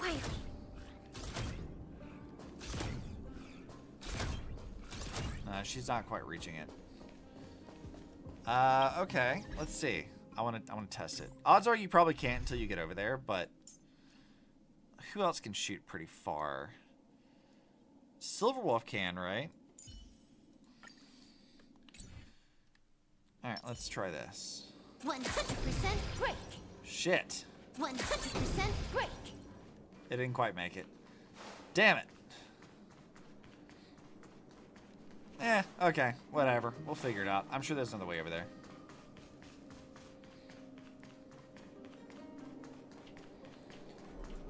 I'm not gonna waste too much time on that.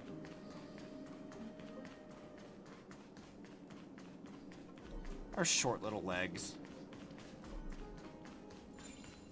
The dichotomy of different Bronyas I find to be really funny.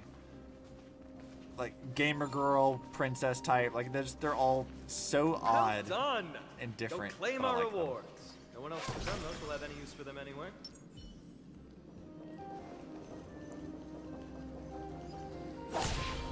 Oh, I absolutely made that harder than it needed to be. Oops. That's fine. Oh god. Huh.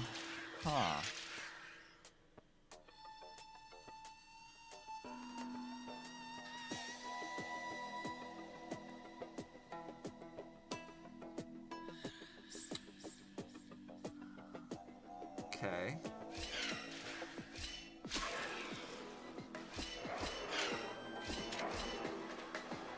That wasn't too bad. That was pretty easy.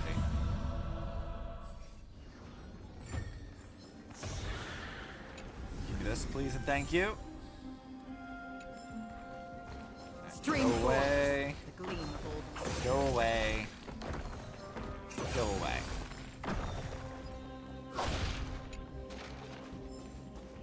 Wait, where is it? Excuse me, bug. I have other things to go do.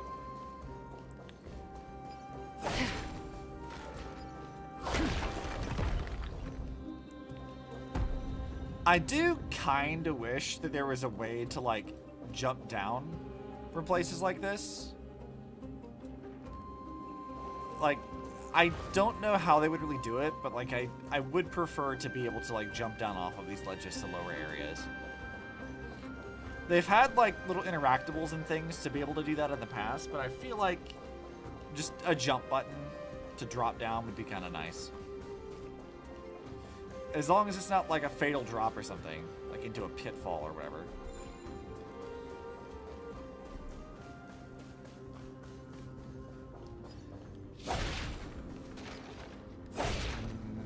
Any other chests for me, or am I gonna keep getting caught on rocks? Nice, yeah.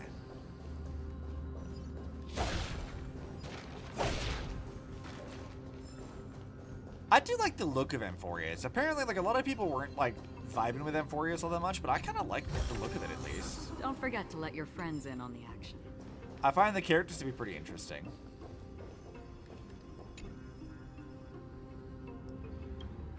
I guess that's where we came from. Cool, thanks for the treasure.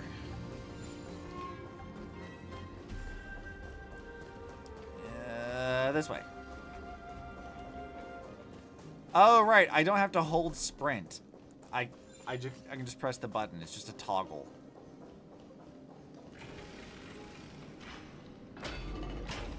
A fallen titan, soulless kin, and a desolate fortress. This place has fallen pretty far from the way people remember it. I mean, that tends to happen when it was destroyed by a rampaging We meet again. god thing. What's your count so far? 30. That's not too far off. We still stand a chance. Do you? We're like half of it, like 26 maybe? I just remembered. We came across a slate with inscriptions in an ancient language of Castrum Kremnos. Could you help translate it? Is it beyond your knowledge, amateur historian? Sadly, yes. You are my only hope now. You just keep having fun. I've got better things to do. Come on, Mighty, don't be like that. Help us translate this shit. It could be useful. You never know.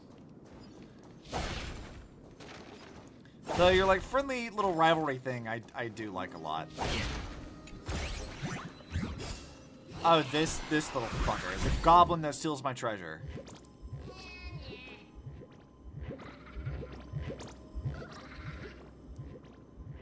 Right.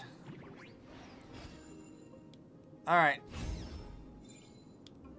Get your ass back here.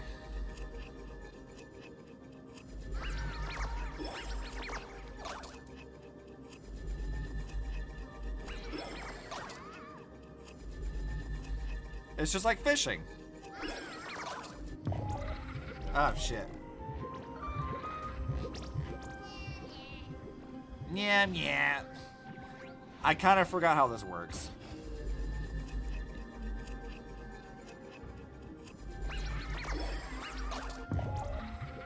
Oh, okay. It's a time thing. All right, I see. I'm sure this is infuriating to watch for people who've been doing this for a while, and I was like, no, I know how it works. Oh, do I have to like just tap it or something? How did I do this flawlessly like the first time and then fucked it up in the last little bit? Yeah, it's just a tap. Okay.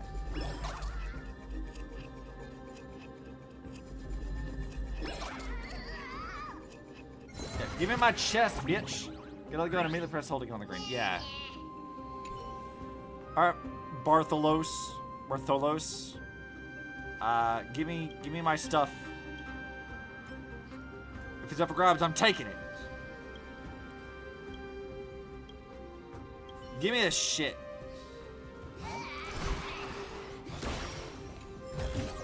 There we go. Yeah. I forgot to let your friends in on the action.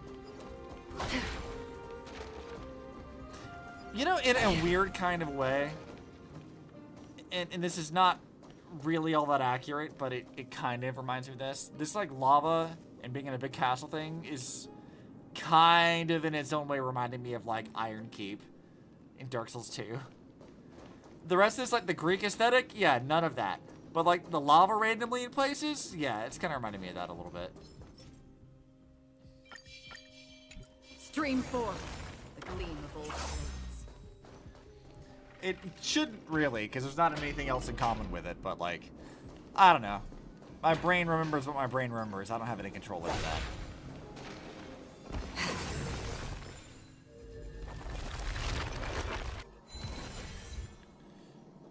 Temporal virtuosity. So I'm just fixing shit. Huh, there's another mural up ahead. Want to take a closer look? Let me catch the bug first.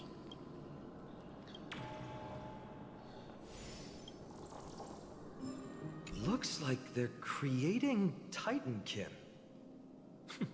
Maybe this is what soul forging means. Wait, you didn't know? You used this term earlier like you knew what it meant. Do you not know what it means? Crafting a body from rough stones and then infusing it with a god's golden blood to bring it to life. No wonder Castrum Kremnos keeps winning battle after battle. With this method, they can create as many soldiers as they want. So they made robots with God's blood. Is this Ultra Kill? We've got robots running on blood now. How did you beat us here again? But there are still plenty of enemies around. What's wrong? Already tired? I gave you two this final chance on purpose. If you're not interested, fine. Nah, I can go beat him up. I'm not worried about it. How generous of you. This is the stockpiling zone. We must be getting close to Nikador. That's right. But by the time you arrive, he might already have fallen by my hand. If you say so. Then we must act quickly. We can't let you die right before our eyes, can we? We'll be meeting up with Mighty soon. Want to clean up this area and increase our trophy count? Sure. I'm ready to Victory kick or some more defeat. ass. It all comes down to this. Look, I will kill all the monsters that are available for me to kill. The path is cut off. But how did he get through? Oh, did he set up this roadblock on purpose? I mean, that does sound like a thing he would do, to be fair. He might look honest, but he's a lot shrewder than he seems. He looks honest? Enough joking. Let's look around. Ah, this might come in handy. A stone table for the hand of Zagreus. Let's use it to fill the crack in the path. Let's move on. I'll stop with the questions. No, I'm not going to stop with the Simply put, questions. Zagreus is the titan of trickery. Thievery, deception, and betrayal. These unsavory acts are all tied to them. That titan has fallen. But they left bewitching hands scattered all over the world. Now people use these giant hands to move things around. And, well, to steal things, too. How did... Okay, hang on a minute. You're telling me people will take gigantic fucking robot hands and successfully steal things with it? And get away with that?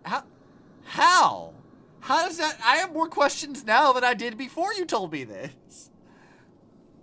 I want to see somebody try. Of this, but given the circumstances, let's use it this one time. What do you mean? You just said people will use it to move shit around. Like, clearly there's other uses aside from, like, unsavory ones. Goob.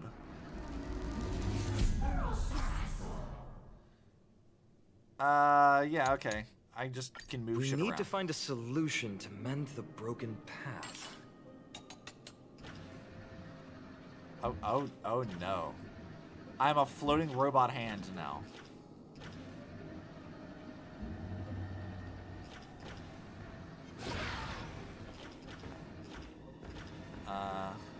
Uh-huh.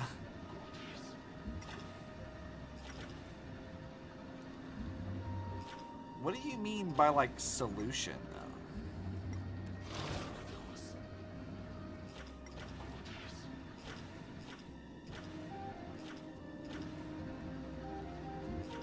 Can I not just, like, grab enemies and drop them over there?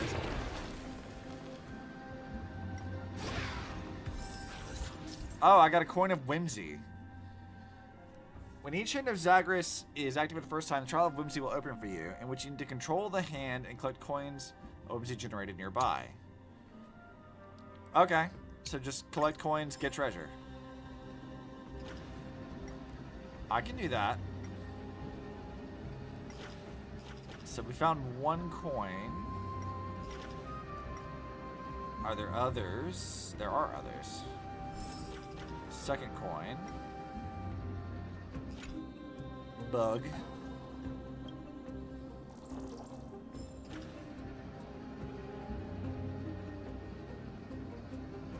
A lot of these, like, cube things. I'm not sure what that's about.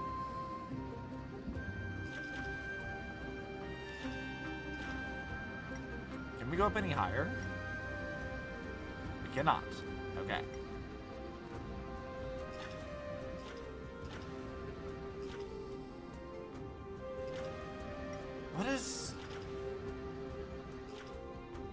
What exactly am I meant to do?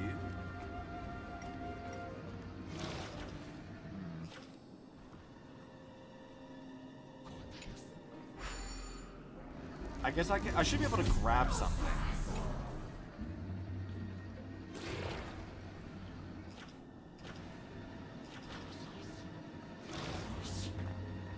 Should be another coin somewhere too.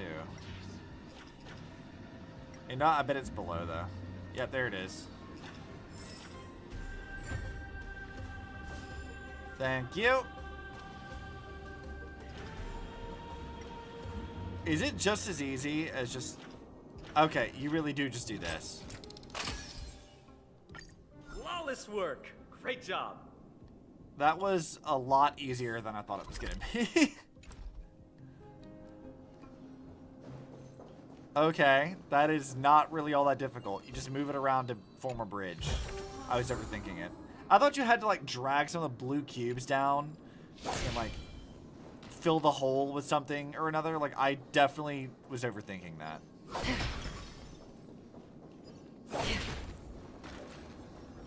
Stream 4. Goodbye. Storm's on the horizon. Can I auto kill you? Nope, I cannot. But it's fine. Auto battle should kill you pretty easily. Even though technically Silver Wolf probably doesn't need to be in this party, but that's fine. Don't worry about it. Destiny for oblivion. I weep for the departed. Yeah, I feel like Ron May would have been a better choice. Acheron should be doing enough damage that she should demolish this stuff fairly quickly. Anybody watching this on YouTube later on, like after the fact, I know they're not optimal. I'm aware. Still waters of oblivion. I know Acheron's a little weaker than she should be. It pisses off my friends too.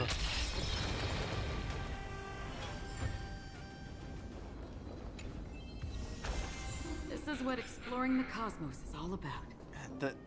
The laughter, why is it doing that? Also, the swords have faces on them. Alright. I don't know why they have faces on them, but cool. So that one's different from the others. Acheron beat insta-killing 3x enemies. Yeah. Don't worry about this. This is what Acheron does. This is why I have Acheron around, is like she's very useful. If I could have her like more like optimized, she'd be even better. Like in the actual battles as opposed to auto battling and just killing them in the world. But you know, it's fine.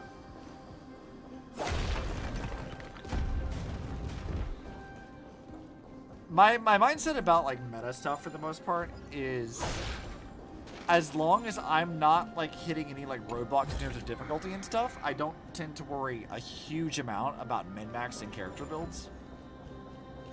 Like if I have to, yeah, I'll do that. But like in general, I don't typically feel the need to do it, so I don't worry about it unless it's just like I'm not doing like MOC, I'm not doing pure fiction stuff really. Yes, I'm aware that I'm losing on like crystals and stuff that I would be getting by doing it, but Stream forth the gleam of old blades. Like I get it, but also like I'm not like that worried about it. Let's see. Well, this is definitely going to be that. This goes here. This goes there. And there. Perhaps there's more than one right answer.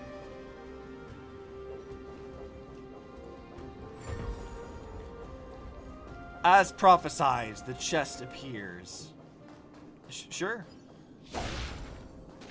I feel like this should be important with it being glowy, but I guess not. You can give me this. Thank you. Don't forget to let your friends in on the action.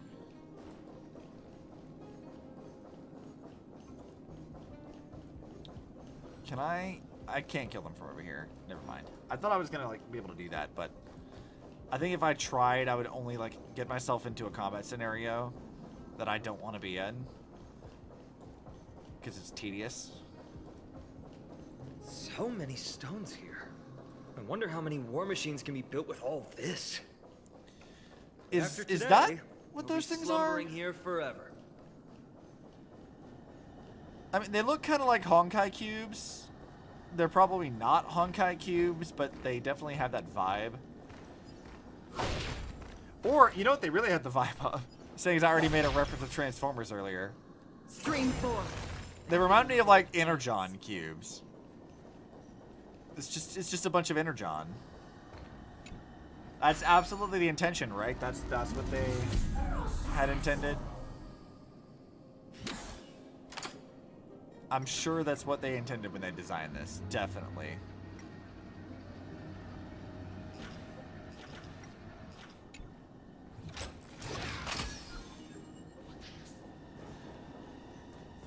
Now give me this.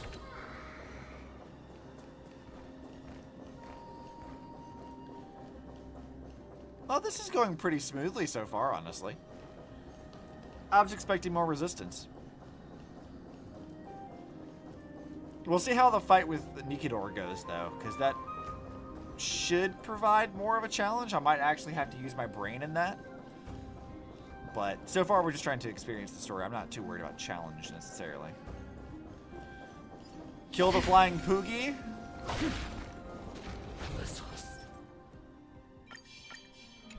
Stream forth the gleam of old blades.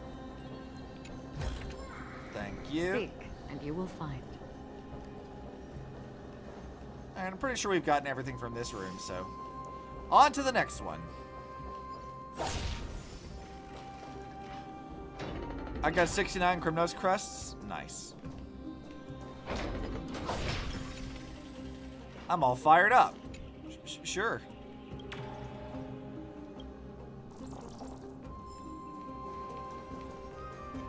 Stream Mom. forth the gleam of old blades. Look, I'm really someone's curious, getting like, impatient. what the deal is with Amphoreus' like world construction.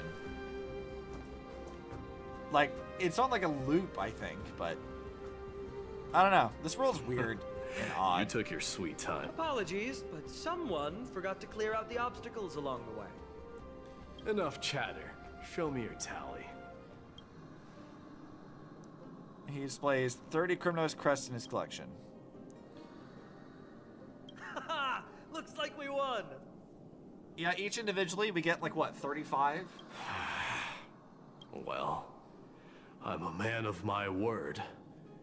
You can deliver the final blow. Wait. On second thought, the stakes seem a bit too high. Deciding who gets the glory with just one competition might be disrespectful to the gods. I mean, do they even care? Let's change the stakes.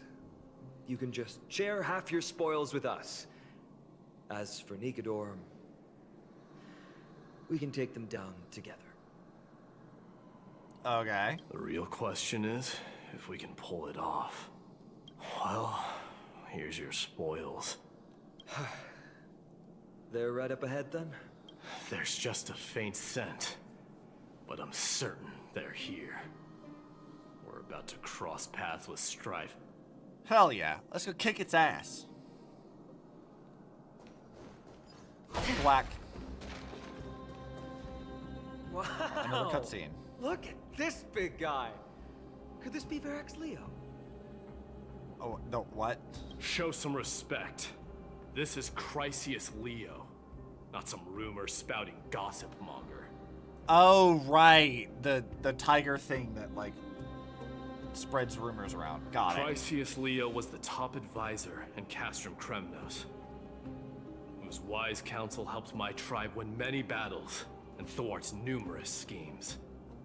Sadly, he has lost his voice now.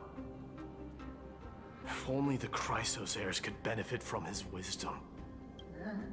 Mighty Moss, Oh? Crown Prince? He's still alive. He speaks! Leo, after all these years, you're still awake. Mighty Moss, I could never forget your voice. I've been waiting for this moment. We're talking to the wall. Got it. Please, teacher, share your wise counsel with me. About you gotta be more specific than that. Crown Prince, Castrum Kremnos has lost everything. Its people, traditions, and most importantly, its glory. I mean, that is typically how like a sort of extermination / genocide tend to work, so. To survive, our people have migrated, and our traditions have faded with time. But glory, even though it has vanished into the mist and its walls have crumbled, Castrum Kremnos has never forsaken the glory of its warriors. Why say otherwise? I mean, I guess? Our god has completely lost their sanity. No longer a revered symbol of war. They have fallen and are now plotting an evil scheme. I urge you, Mighty Boss, to put an end to their endless suffering. Allow them to die as a warrior. They must go with So, like, Viking rules. Teacher, answer me. As your crown prince, I command you. Mighty, let him rest. He must be exhausted. Perhaps those were just the delirious words of a dying lion. I shouldn't overthink it. That seems a little... Like, he's talking about respect Let's earlier, keep but, going. like, this seems somewhat disrespectful. Like, this was, like, your trusted advisor. Hold on. This is the slate that I mentioned earlier. We couldn't decipher it. Maybe it's connected to the scheme the old lion mentioned. Hand it to me. Oh, here we go. The Black Tide may be an indescribable enemy, but if exploited carefully, it can also become a sharp weapon pointed at our archenemy. Infiltrators can be instructed to transport a load of tainted Titankin covered in special earth, so that they may be smuggled among Droma's caravan goods to Akama. Upon entry, under the cover of the Curtainfall Hour, the personnel will stash the kin in various sections of the city. After a few days, the earth will weather and peel, suffocating the streets of Akama with Titankin's tainted air. When this moment arrives, the Akamans will be frantically searching for the source of the pollution. We just have to wait for the chaos to unfurl to take the final step to victory. Gather the heroic souls within the city, let the divine blade of wrath point at Akama, and run Strife's blade through the entire city, after which our forces will overwhelm them like an ocean wave crashing into them, and the long-awaited victory will finally fall within our grasp. No. Nikador would never. That explains the surprise attack on Akama. I didn't think that the Mad Titan could have orchestrated it. Why did he write this on a Akama's tablet, on the though? brink of destruction. Someone needs to go back and rescue them. I mean, they already have Castris and Dan Heng there, and Aglaya. What else could we really do? No. We need to press on and finish our mission. It's only going to happen again, Mighty, if we don't just, like, you know, kill Nikador now. Are you blinded by glory? As I said before, victory only lies in assembling a full-fledged army. Think of it as like a pincer attack. They're dealing with shit over there, we're dealing with shit over here. We got this. We're just one step away from Nikador. Defeat the source of the evil and the threat will vanish on its own. I don't know about that, but you'll definitely weaken it. Just like that decisive strike, there is no turning back for us. Nikador could drive Akama to the brink of ruin. But we can do the same to them. Besides, I have faith in Aglaya and Tribi. With two demigods and our allies watching over Akama, they should be more than capable of protecting the Holy City. Yeah, Dan Heng's here too. He's got it, kinda. Assuming he can use like Imbibe or Lune form or something. He's All probably right. got it. I'll trust your judgment this time. Let's hope we don't end up in an abyss of regrets. Well, if you do, you can always just blame him for it. Nikador, has your divine body truly been hollowed out by the hands of madness? Have you completely forsaken your dignity as a warrior?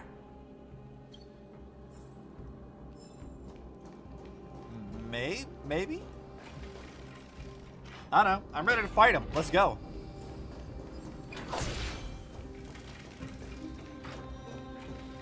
There's a calyx around here somewhere. Oh, it's right here. Okay. The sweltering heat. The Titan's wrath has set the air ablaze. Yeah, we're getting pretty close. They say it's like set the skies ablaze or whatever, but like I'm not seeing any indication of that, really. All right, Bug. I don't care what you gotta say. Just get in the pocket.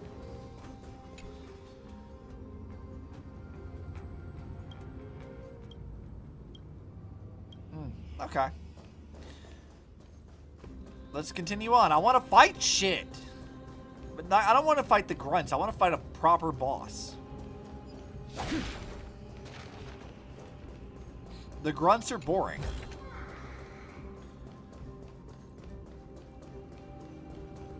Let's see here. Yep, hidden passage thing.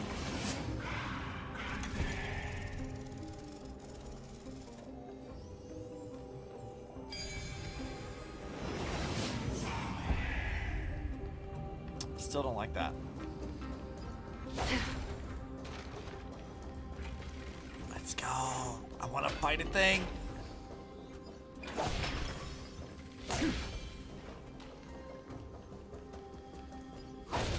Proper boss coming right up. Let's go. I'm very excited for proper boss. It's getting even hotter. Is this place still in use? After we pass through here, we'll reach the soul forging zone. The heat is unbearable. And all these thoughts are echoing in my head. On second thought, this could very well be where we meet our end. Right? He literally told you that before you even left. Be careful.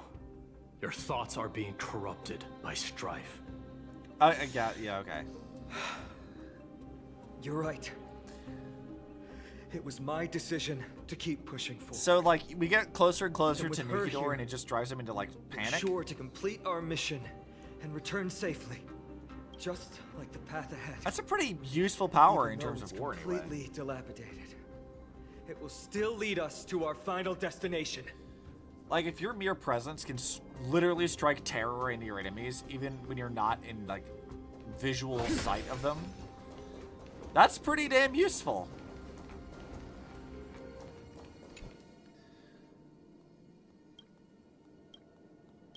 Alright, let's see.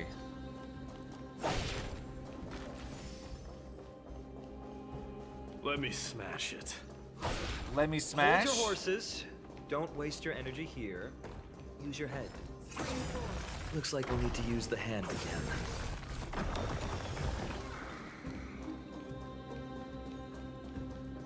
I mean, the hand thing should be easy.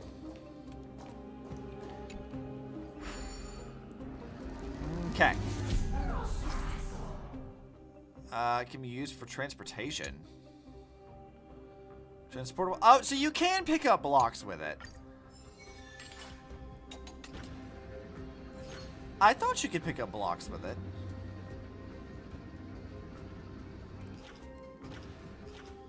Let's descend. Give me that.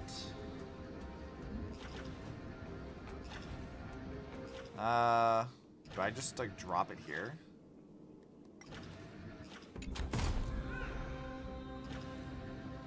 Well, I mean, that's easy enough, right? Disengage. I feel like smashing it might have been easier, but it's fine.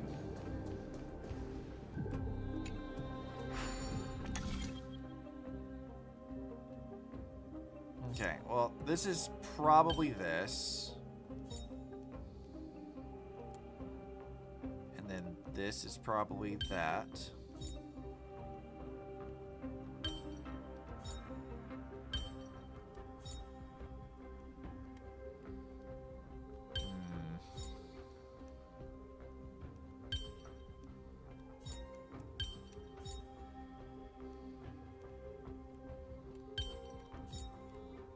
Wait, where the fuck did the other one go?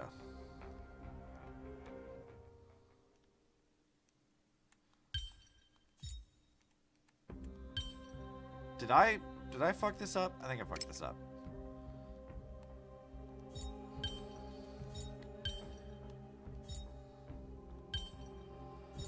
Alright, I want to put this one here. And then this can go there.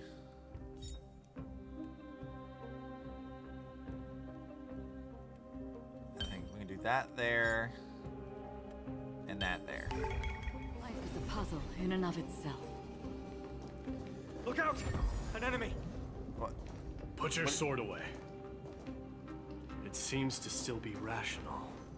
Oh, We okay. might I was be gonna say, able I to can get just go some kill it. clues from it. How could you tell that from that distance? Well, Nikador, my master and guide. Immortal soul of war, ever by my side. He has a face on his stomach. Titan, it's kind of weird. Let me ask you this. Is Castrum Kremnos planning to destroy Akuma? This might be above its pay grade. There aren't any other options. All hail Nikador, my master and guide. Immortal soul of war, ever by my side. Oh, time to kill him. Is indeed rational, but just barely. Immortal soul of war. Let's keep going. There might be other Titankin nearby we can talk to. Let me kill him. Aren't you going to take care of it? If you see it as a threat, go ahead. I have no reason to do it. So I can just kill it. But he won't attack me otherwise. Interesting. I wonder if you get an achievement for not killing them. Like, I want to kill it, but also I'm like wondering if there's going to be an achievement for like bumping them all Seek, off. and you will find.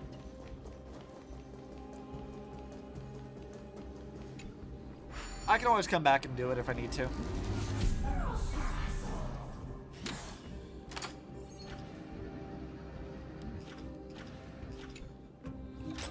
Give me another bridge, thank you.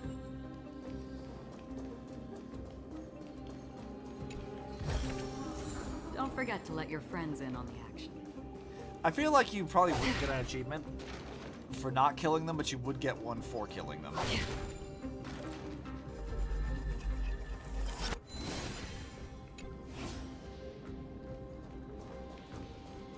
I guess we'll find it in a minute. Sculpt an indestructible body with steel that never rusts. The all-powerful Nikador, ruler of all lands. The all-divine Nikador, bringer of 1,000 fears.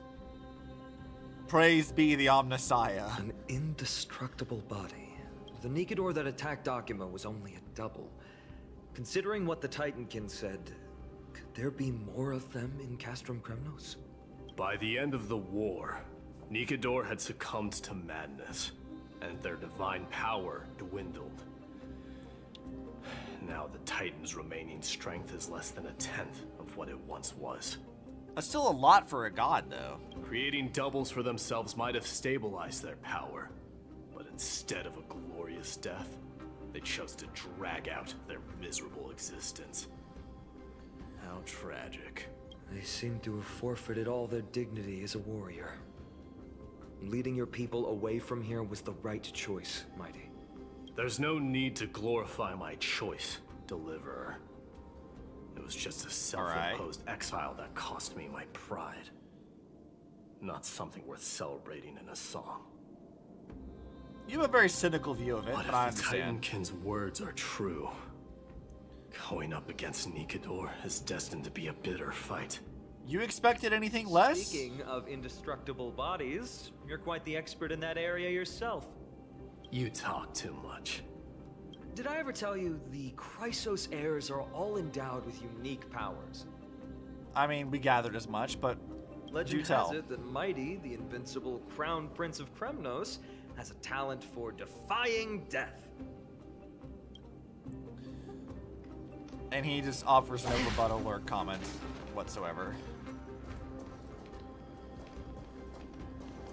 Alright, well, let's continue along then. Seek, and you will find. Stream Black. 4. I have an idea in my head that, like, little flying poogie things, those are not related to, like, the trickster prince, right? But, like, or the trickster god thing. But I wonder if, like, they're hinting at, like, sort of a broader world building thing of, like, what I mean by this is, you know, like the phrase, like, when pigs fly kind of thing. It being, like, an unbelievable weird thing. I wonder if, like, that's supposed to be, like, a sort of interesting, like, world thing of, like, yeah, there's some unbelievable things happening in Amphoreus, so maybe like we can take some stuff that's happening with a grain of salt potentially. I could be reading too much into it, but like I kind of like the idea of like using a small like inconsequential enemy to like subtly hint at you of things to come. Is that what they're actually trying to do? Almost certainly not, I feel like. But I like the idea anyway.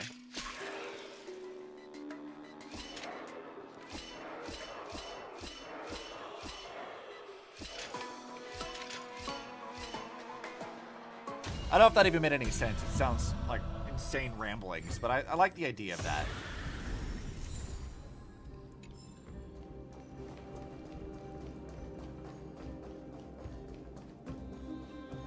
Well, let's continue along.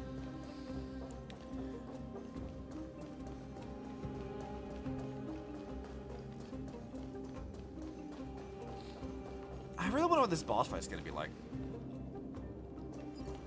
Oh, right. The stuff with the coins. Can I control Don't the forget to let your friends in thing on again? Stream forward. The gleam of old blades. That looks like a thing that just tells me lore.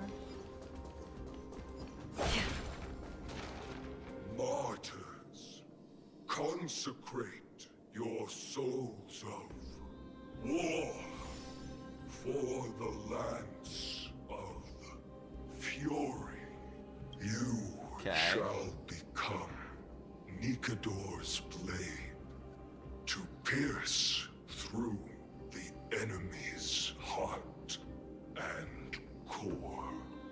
You shall be the timber to nourish the core flame, to reduce the decayed world to ashes.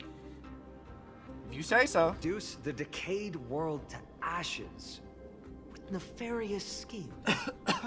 They've been twisted by madness, just like Castro Kremnos. They remember how to kill, but they've forgotten why.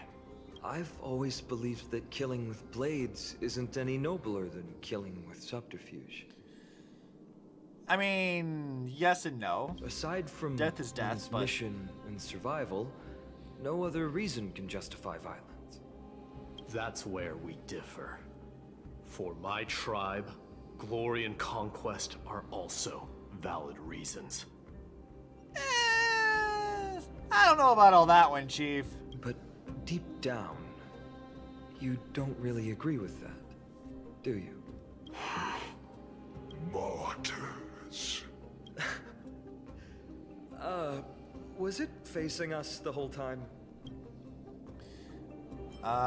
Isn't it kind of cute how slowly it speaks? Ready your arms. For the lance of fury, consecrate your souls of... I love how Stella's like making jokes, doing like the anime like hand behind the head protag stance or whatever, while we're like getting ready to go fight this like robot zombie thing. She's so unserious.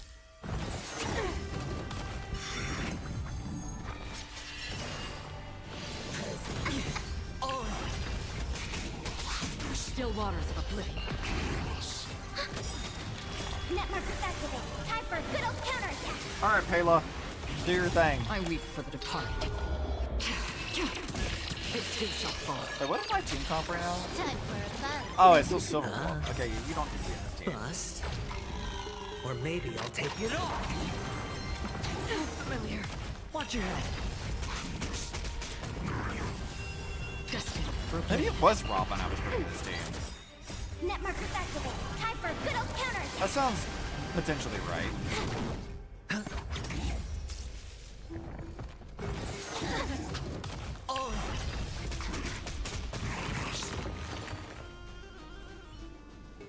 I've given up on figuring out the logic of these minions. They're just pure chaos. I mean, they are corrupted. What did you expect? No matter. You and I will soon bring this madness to a close. Are you ready deliverer. He sounds like Finan is so mad about this whole thing. Like he's just exacerbated and done with it. I'm like, dude, we fought like a couple of things and we moved along. Like, why are you so frustrated about this? Always. Bearing the core flame of strife has been my deep-seated desire. We're so close to the fall of a Titan. It feels unreal. Don't think of them as a god. It's just you, me, and them. Warriors in a fight to the death. That's actually probably good advice. It's all about how you're going into the fight. Like, you can't get tilted before the fight even begins. Alright, well, before we do that, though, I definitely want to go back and get the, get all the coins for the hand thing, because I completely forgot that was a thing. In, like, the 10 minutes it took me... Also, I am going to kill these things. Gleam of old blades. The 10 minutes it took since we last did this, and I completely forgot that we actually had, like, other stuff to do outside of just progressing. Where's that other enemy? I'm gonna go kill him, too.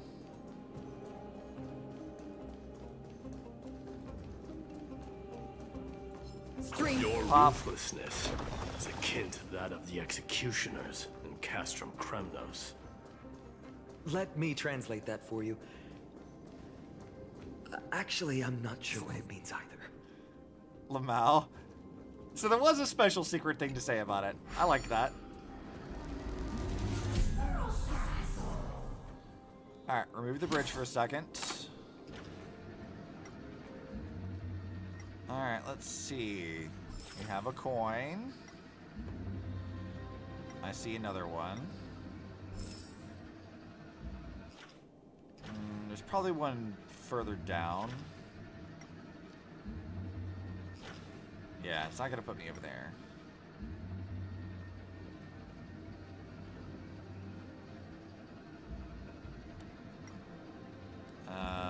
Where did you hide the other coin? Is it not down here? Weird. I would have put one down there. Okay. Where did you hide this thing?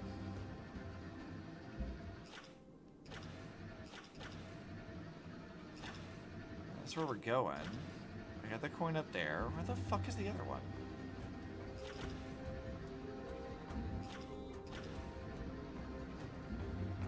Let's see, you got all the Energon cubes.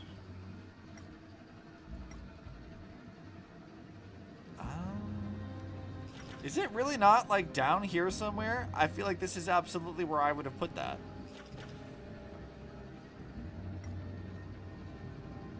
Weird.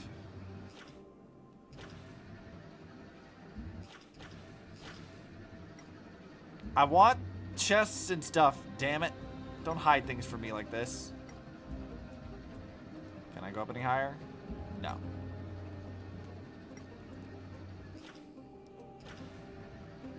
Where would you have put that?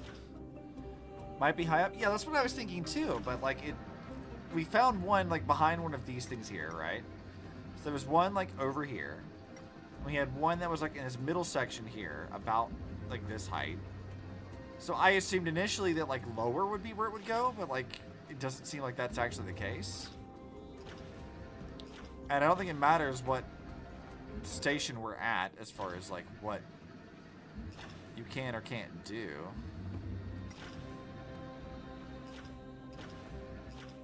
I guess I can grab this thing though.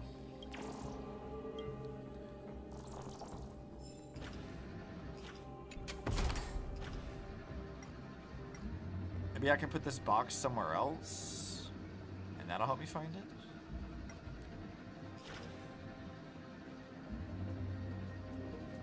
Oh, I can put it somewhere else.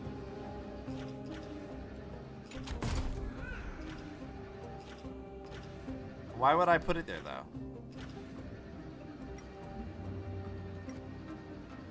Chat, any ideas? I got no idea where this other coin is. I genuinely thought it'd be lower, but like, it's Doesn't seem to be. It's hidden inside the blue square. You know, that would make some sense. How do I break that?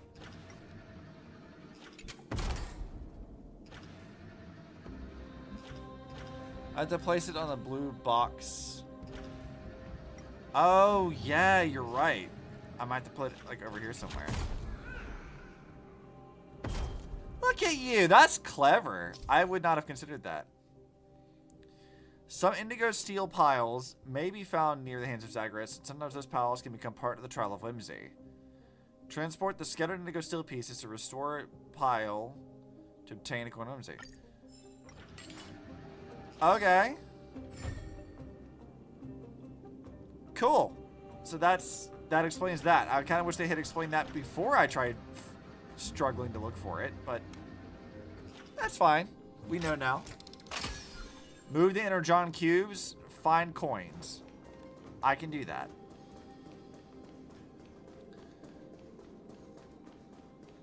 Now let's go grab our well-earned chest and then proceed onwards, because I want to fight shit. I'm assuming this is the right direction, so.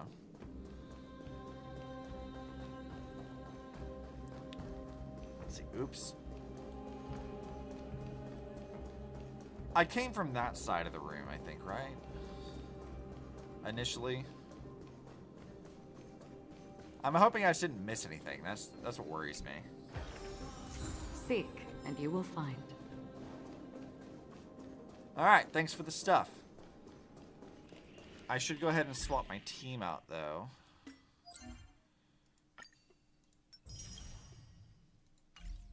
Let's see. It's achieved. Let's go ahead and collect all these.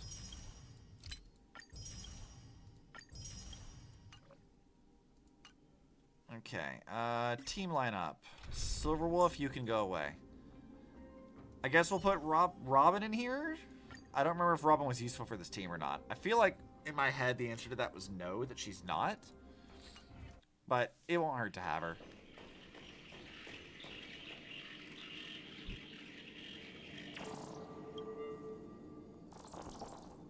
Wait, was that the bug making that noise? Jesus, that was awful. That oppressive feeling from earlier. It's back. Do you feel it? But that bluster is no longer pure. It's mingled with... Okay, let's go. Proper boss fight. Proper boss fight. You insisted that we come here. Now, show us that cursed resolve. Yeah, boy. But how can I pretend that this is just an ordinary battle? My mission and purpose all depend on this. Can you forget the suffering of your people and your corroded homeland? Fine, and what's with, like, the second guessing of yourself now? You've come too far to give up at this point. But I've learned a method you probably wouldn't understand. All that anger and regret I feel right now. I've learned to control them and hone them into a razor-sharp weapon for my use. It has a simple name. Intent to kill. Alright, edgy motherfucker, let's go.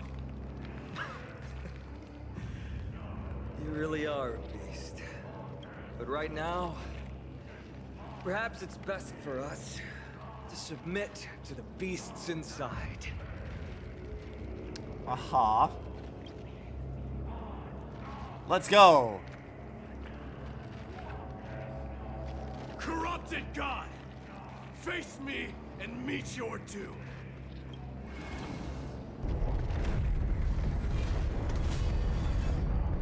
I am a son of Kremnos, and a Chrysos heir of the prophecy.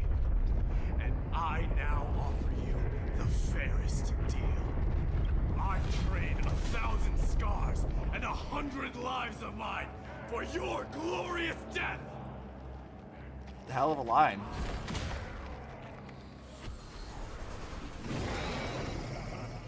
It's just a big monster thing. We can beat this up. Mighty, I'm may not be able to fight like you, but I will do battle in my own way and bring down this god!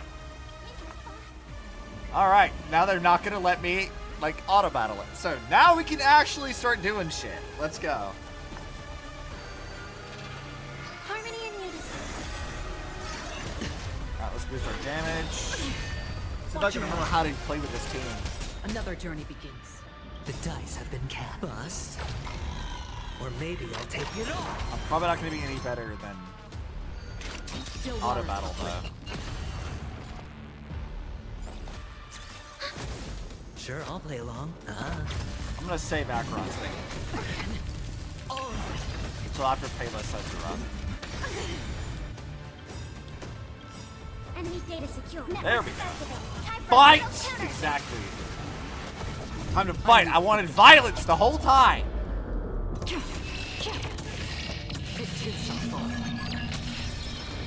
Not as much as I had hoped there.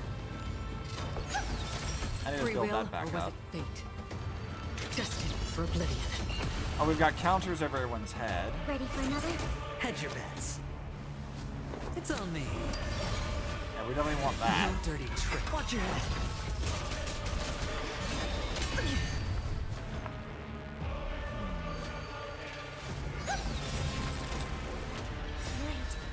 Stars echo. Oh, they're not gonna have Robin sing violence. Exactly.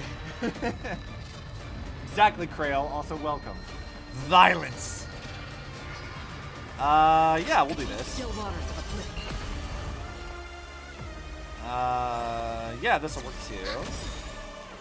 Enemy That. data secure. Net markers activated. Time for I should be able to do Adventurine's thing here in a second.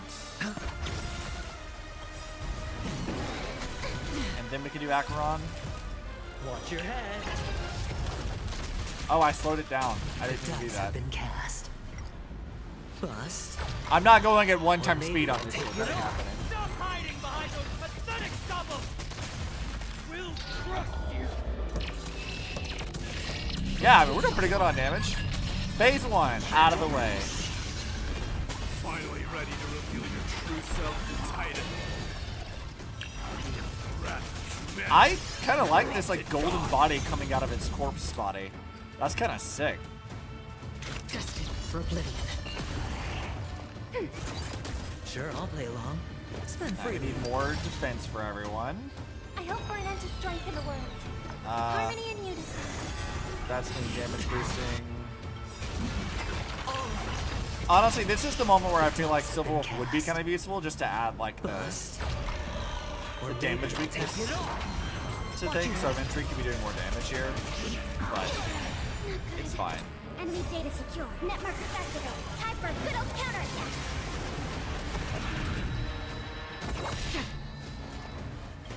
I weep for the departed. You know what this golden thing kind of reminds me of? There's two things that it reminds me of. Is that it's giving like bug come out of its own skin? Yeah, a little bit. So there's two things it reminds me of. One that makes somewhat of sense, and one that makes a little bit less sense unless you've seen it. The first one is the cut concept from Shin Godzilla, where they were gonna have like each form of Godzilla like tear out of the old body and like erupt from it and become like a new one. So it's like doing like this, where it kind of erupts out of it like a cocoon. But they didn't do that in the movie. And the other one is if anybody has seen Land of the Lustrous or Hosuke no Kuni, it kind of has that same vibe of like when like Phos like has like her mixed like alloy body, I guess, where she's like mixed with like gold and everything else. This kind of reminds me of that in a weird way, but I haven't seen Land of the Lustrous in a long time. I've not read the manga, so I might be a little inaccurate, but that's what it kind of reminds me of. That bit of vibes. Hosuke no Kuni is goated? My boy, y'all know. Hosuke no Kuni was the shit. I've been meaning to read the manga, and I'm gonna rewatch the anime at some point. It was really good when I watched it, though. It's been ages. It's on me. I really liked it when I watched it, though. Oh, that looks dangerous. Meaning to read the manga too, but I'm lazy. That's fair. Stars echo. I have a Kinokuniya nearby. Another journey. So I can go buy manga kind of whenever I want. The problem is I'm a little short on cash right now because like medical bills and other stuff going on, just life being awful. But like I did start reading like Magic Lumiere or Magic Girls Inc. recently, which is fun, and I watched the anime for that on Amazon. But I want to get more manga and read more things. Still waters uplifted. Commencing support. I started reading Love Bullet. Love Bullet was fun. I'm ready for them to release the next volume so I can keep reading it. Hedge your bets. Yeah, we need more defense. Watch your head. That was Free a will, problem. or was it fate? Alright, let's do The dice have been this. cast. Bust. Also, one of the actual best looking CG anime out there. You know what? I had the same thoughts too.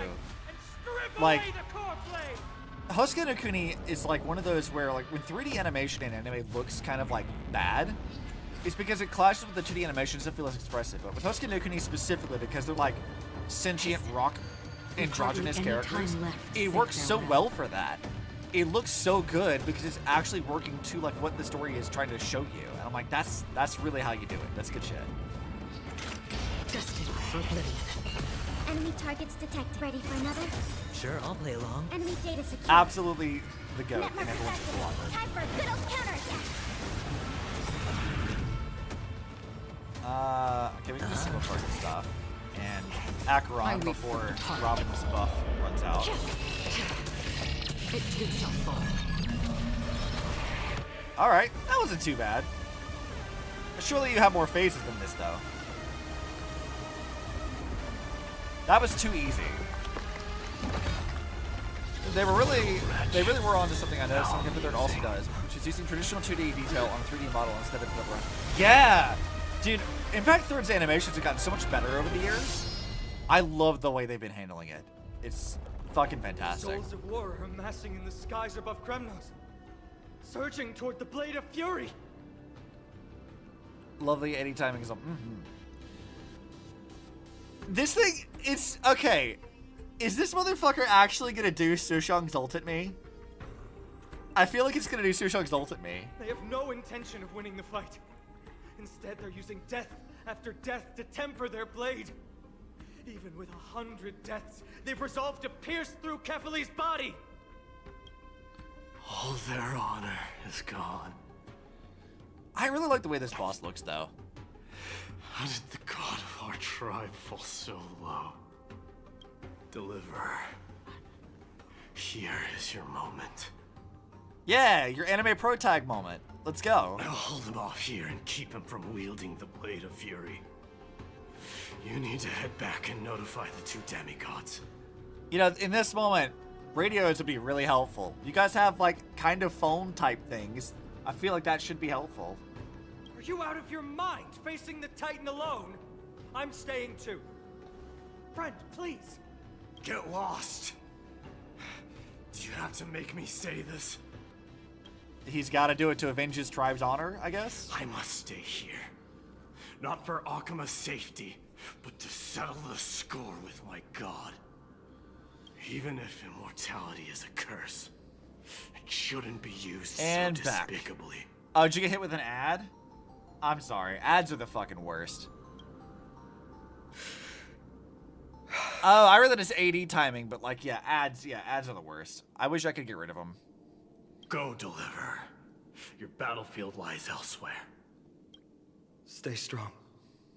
Try not to get killed too many times. All right, let's go.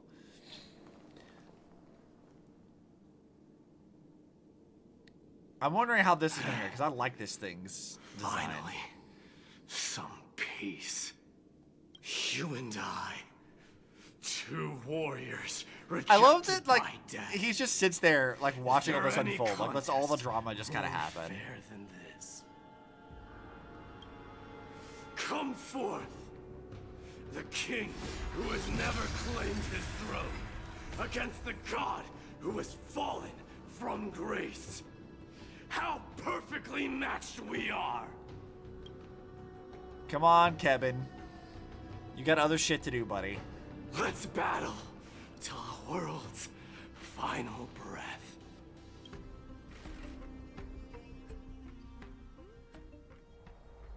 I honestly thought there was going to be another phase to that. We're back. Tired and dizzy. I was hoping for more. My Will lust for blood has not Steve been be sated. okay? It's saying that's one of my thirds that do the animation to have dynamic drawn 2D detail on a 3D motion and model. Really does a lot to make it feel amazing. Yeah, like Impact Third's animations, like if you go back and watch the old ones, like they feel very stiff and weird, like everything feels kind of odd. But everything now is so fluid. It's so well done.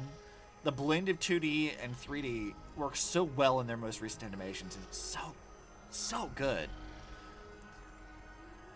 Like, even if, like, Impact Third doesn't rake in the money that, like, Star Rail or Genshin does, I will always have a special place in my heart for how just much that game has grown and how much it, like, built what Hoyoverse is now. Like, it's such a good foundation to go back on. And, like, yeah, it's aged quite a bit, but, like, goddamn, man. Impact Third is so fucking good. It really is. Like, yeah, I get Part 2 had a little bit of a slow start, whatever. But, like, it's so good. It's my favorite. You can tell that Impact Third is Hoyo's favorite child. It is. It really is, and it's my favorite too, so I can't even blame them for it. He'll be fine. Midamos is the fiercest warrior I know. Can't even blame him. It's so good. What's this indestructible body about? Something Mighty was born with. A blessing and a curse. The true mark. It's not even close. Yeah, it really isn't even close.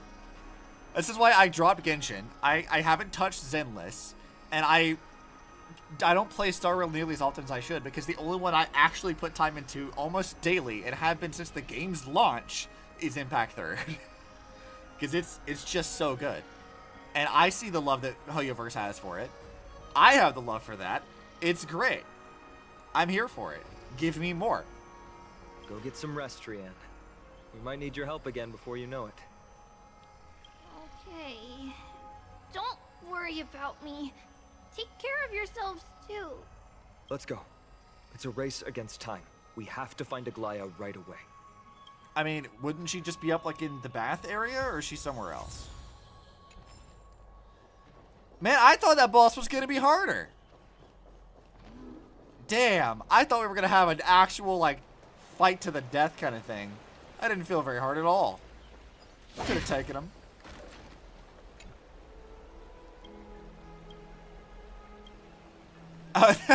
She said I'm trying to trick Don Hung into helping. Good. Come on, let me in. We gotta go talk to Aglaya.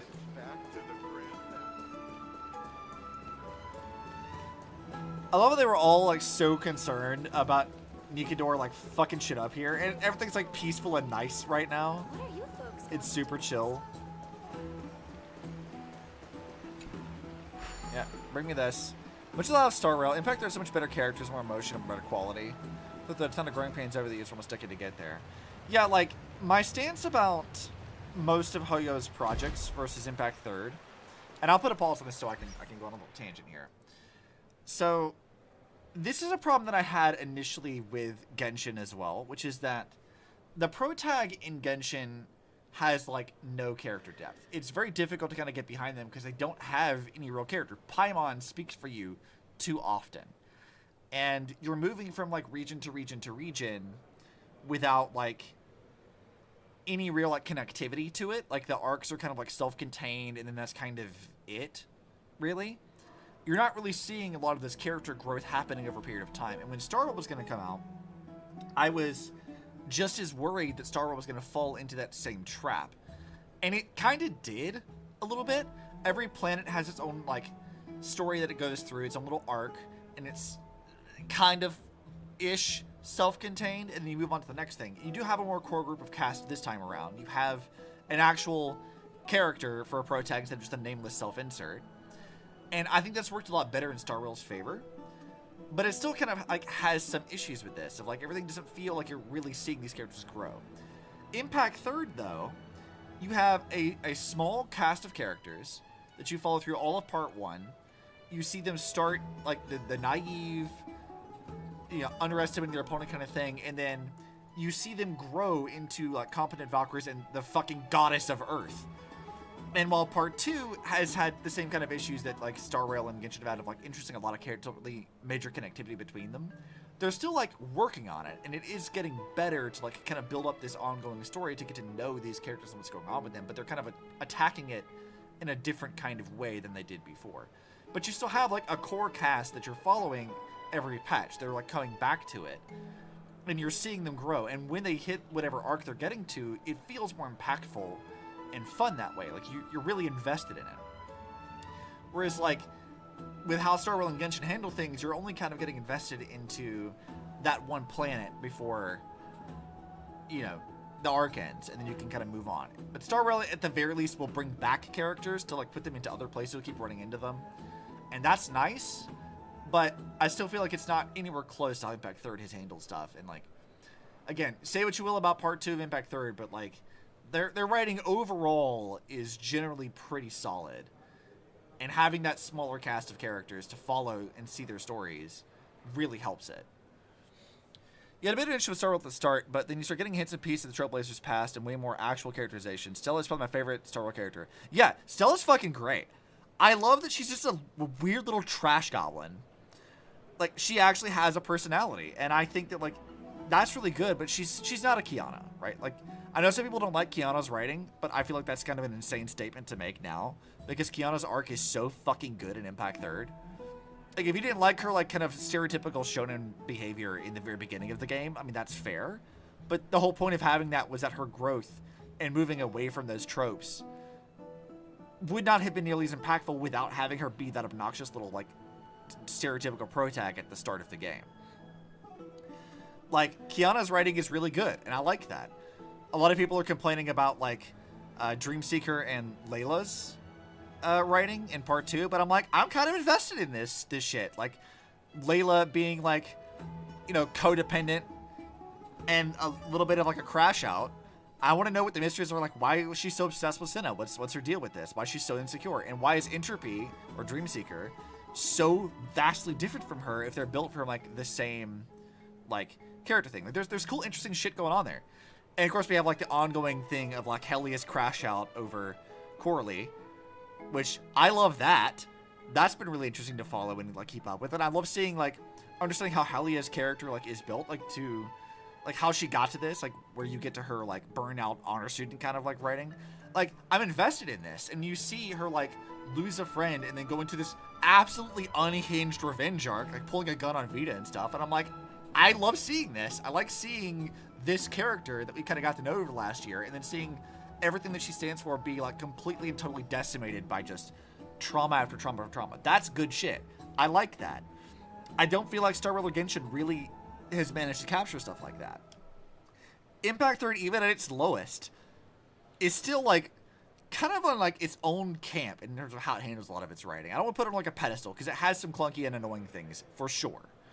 Like, I think a lot of, like, the Moon Arc, for example, had, like, a lot of, like, over-exposition for things, as opposed to, like, showing you what was going on. And I think that's a trend they've kept into part 2, where they kind of, like, info dump at you a bunch. But, like, man, there is so much good shit in Impact Third. So much. Like, I get part 2's a little slow to start. I understand that. But, like, it does get better. And it's like, I'm invested in what's going on right now. You haven't done much of part 2 yet. Well, I guess I should have put a spoiler warning on that. Sorry. Got past the first few segments. I'm still working through the Elysian Realm in part 1. Oh, the Elysian Realm is my favorite. Oh, it's so good. Dude, the Elysian Realm stuff is, like, actually, unironically, my favorite thing in Impact Third. Hands down, without question. I adore the Elysian Realm so much. It's so fucking good. I know about what happens since marketing and Twitter. Yeah, that's fair. Still, I feel kind of bad for spoiling that, some stuff, but yeah, the Elysian Realm is just, like, it's so good. It's so fucking fantastic. It is my favorite thing. I go back and listen to the music, and it's so great. I'm heckin' angry because Coralie was best part 2 girl. Coralie, I don't know that Coralie's, like, really dead. We're gonna have to see. I think that, like, there's gonna be some stuff that comes up that, like, might suggest that she might be able to come back, potentially, but it may not be in the same form. She might be, like, a digital, like, construct like Entropy is. But I don't know. I'm here for like digital ghost Coralie. That'd be kind of funny. But if they kill her off like they did Himiko, I mean, that's also interesting. I'm very invested in like Helia's current crash out, which I don't think is entirely her fault either. Which, oh, we've really gotten derailed here, but it's fine. So I have a theory about what's currently going on in part 2, and it's like, I think it's been hinted at, but they've never really fully addressed it. So you have like, earlier on in part 2, you have Entropy starts behaving really weirdly and obsessive over Senna, which feels really odd because she hasn't been like that up to this point. And they kind of later point out to you, they're like, oh yeah, it's because like Layla's like projecting her emotions onto her in a sense. And so we kind of have this idea that that kind of thing can happen. And then like in the current arc, they're kind of doing the like the shoe war thing or whatever that's happening. And they have to have like the jade plaque to get into it. And I'm pretty sure that the jade plaque is partly the reason why Coralie was able to be killed, and why Helia is currently like in a battle with an evil, maybe variant / ghost or some version of herself that's evil and also lost Coralie. Like, I feel like the jade plaque is kind of the reasoning. Like, that's the catalyst for it. Because they set up earlier that like other people who were like competing in the shoes war were like kind of losing the control over their emotions and shit. And I'm like, that's what's going on. That's what's happening. I don't know why that's happening, but that's what's going on. For sure. I'm convinced of it. You have crackpot theories about Impact Earth's connection to Star Rail. I mean, there's some crackpot theories and some not so much. Like, we know Acheron's a May variant. We know that Welt is the same Welt from Impact Third. Kiana is somewhere between Emanator and Eon. I think they've, like, roughly confirmed that's where she currently is. Let me run this by you since you know a lot more. Let's go. I'm here for theories. I am expert, so let's go. I can't necessarily attest to all of Star Rail's lore because there's a lot of reading to do, but Impact Third's lore, I got you. Let's go. Because I love theories. I've talked to this once before, okay. I have a goofy, definitely not true theory about Genshin. But the idea of it being true is really fucking funny, and I want it to be purely because of that. Which is that, like, if you may recall, like, in the first year or so of Genshin's life, they were talking about how Klee is, like, the most powerful knight in all of Mondstadt, kind of thing. And we found out that her mom, Alice, is part of, like, these uber-powerful witches in the Hexen Circle. And it's like, okay, so Klee's the daughter of a really powerful sorceress who's, like, a powerful bloodline or whatever the fuck. We don't know anything about her dad. And she's part of, like, a knight's order. And, okay. Alright. This seems kind of familiar. She doesn't, like, she's got golden hair, she's got elf ears, she has a vision early on. She's hanging out with all the knights and stuff. One of which is a maid. And I'm like, is Klee just Durandal? Has a powerful bloodline? Most powerful knight in all of Shixol, friends with a maid, very, very, like, knight aesthetic, has elf ears and some of her, like, extra, outfits, and this is before we had other characters with elf ears, and elf ears, at least in Impact Third, is more of, like, a symbol of, like, power, because, like, when they activate, like, their Honkai forms, like, Kevin, when he's demonic form, he has elf ears. Alicia, being basically Jesus, also has elf ears. Cosma, who was spliced with the DNA of, like, a really powerful Honkai beast, also had elf ears. So, like, elf ears, at least in Impact Third, were, like, a symbol of, like, a lot of Honkai energy and power in a lot of ways. It's not like it holds true for everything, because by that logic, Kiana should definitely have that too. But, like, I just like the idea of, like, is Klee Durandal? And I would love that. That would be so fucking funny if Klee was Durandal. She's not, but it'd be really funny if she was. It's absolutely unhinged theory. So, Terminus of Finality is canonically known to be the singing or the signing of the end of an eon. Okay. What if the other eons torn? What if the other eons torn Terminus down and sealed him away as a threat? What if they were sealed? His remnants was the Milky Way. Honkai beasts are to finality, what Fragmentum are to destruction, and Mara struck are to abundance. What if Cocoon of Finality is remnants of Terminus? It's possible. I don't know much about Terminus, but what I can tell you is that the the term that they use for finality in Star Rail is not the same that they use to describe finality in Impact Third. Like, when you go to the Japanese, the actual word they're using is not the same. So, the Kakuna finality has nothing to do with Eona finality. We know that for sure. And the Kakuna finality seems to be operating on somewhat different rules. Because remember, like, Kiana, we know that right now, in Impact Third Story, she has the power roughly equivalent to an Emanator. But we also know that she hasn't met her full potential yet. That she can go beyond this. And I've seen somewhere on Twitter they were talking about that, like, Kiana's classification is somewhere under Eon, but above Emanator. Like, that's where she sits in things. Different terminology makes sense between different civilizations. Yeah, I mean, that's totally valid. And we've seen that in Impact Third already. They had, like, the, like, when they did Kasumi's story, like, Yai Kasumi, they were talking about how she interacted with, like, the Sea of Quanta, but they called it, like, something else. They had other terms for that. And all these, like, multiverse stuff in the Captainverse events, and talking to, like, Vita even, you find that there are other terms to describe a lot of the same things that we're seeing. So it's more of, like, trying to figure out the overall patterns of how this stuff is set up.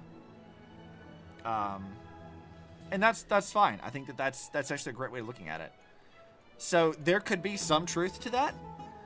There definitely is a lot of, like, questions about why the Milky Way, or why not necessarily the Milky Way, but why the, like, solar system specifically is, like, sealed away. Because there's, like, that Honkai tidal zone on the outside of it.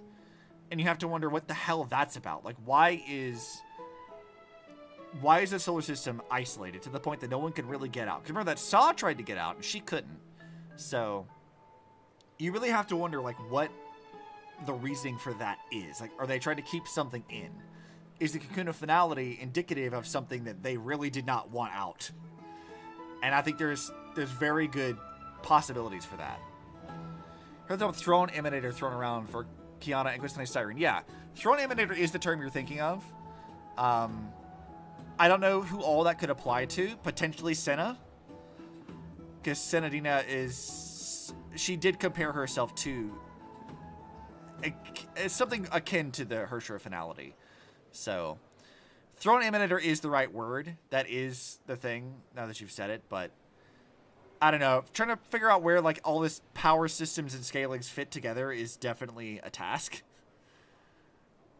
But yeah, I mean, so far as I can tell you right now, at least, your theory seems at least fairly plausible. Because I do feel like Earth was sealed away for some particular reason. Whether that was either intentionally by the Kakuna finality for some reason or by someone else. I don't think we have enough information right now to really say what the fuck that's about. And every connection we've got to Star Rail thus far in Impact Third has been really confusing. Like, they activated the Mars computer, only for, like, Sparkle to go kidnap Sampo from Bellabog and show the fuck up just to, like, cause problems, because I guess Aha thought it'd be funny.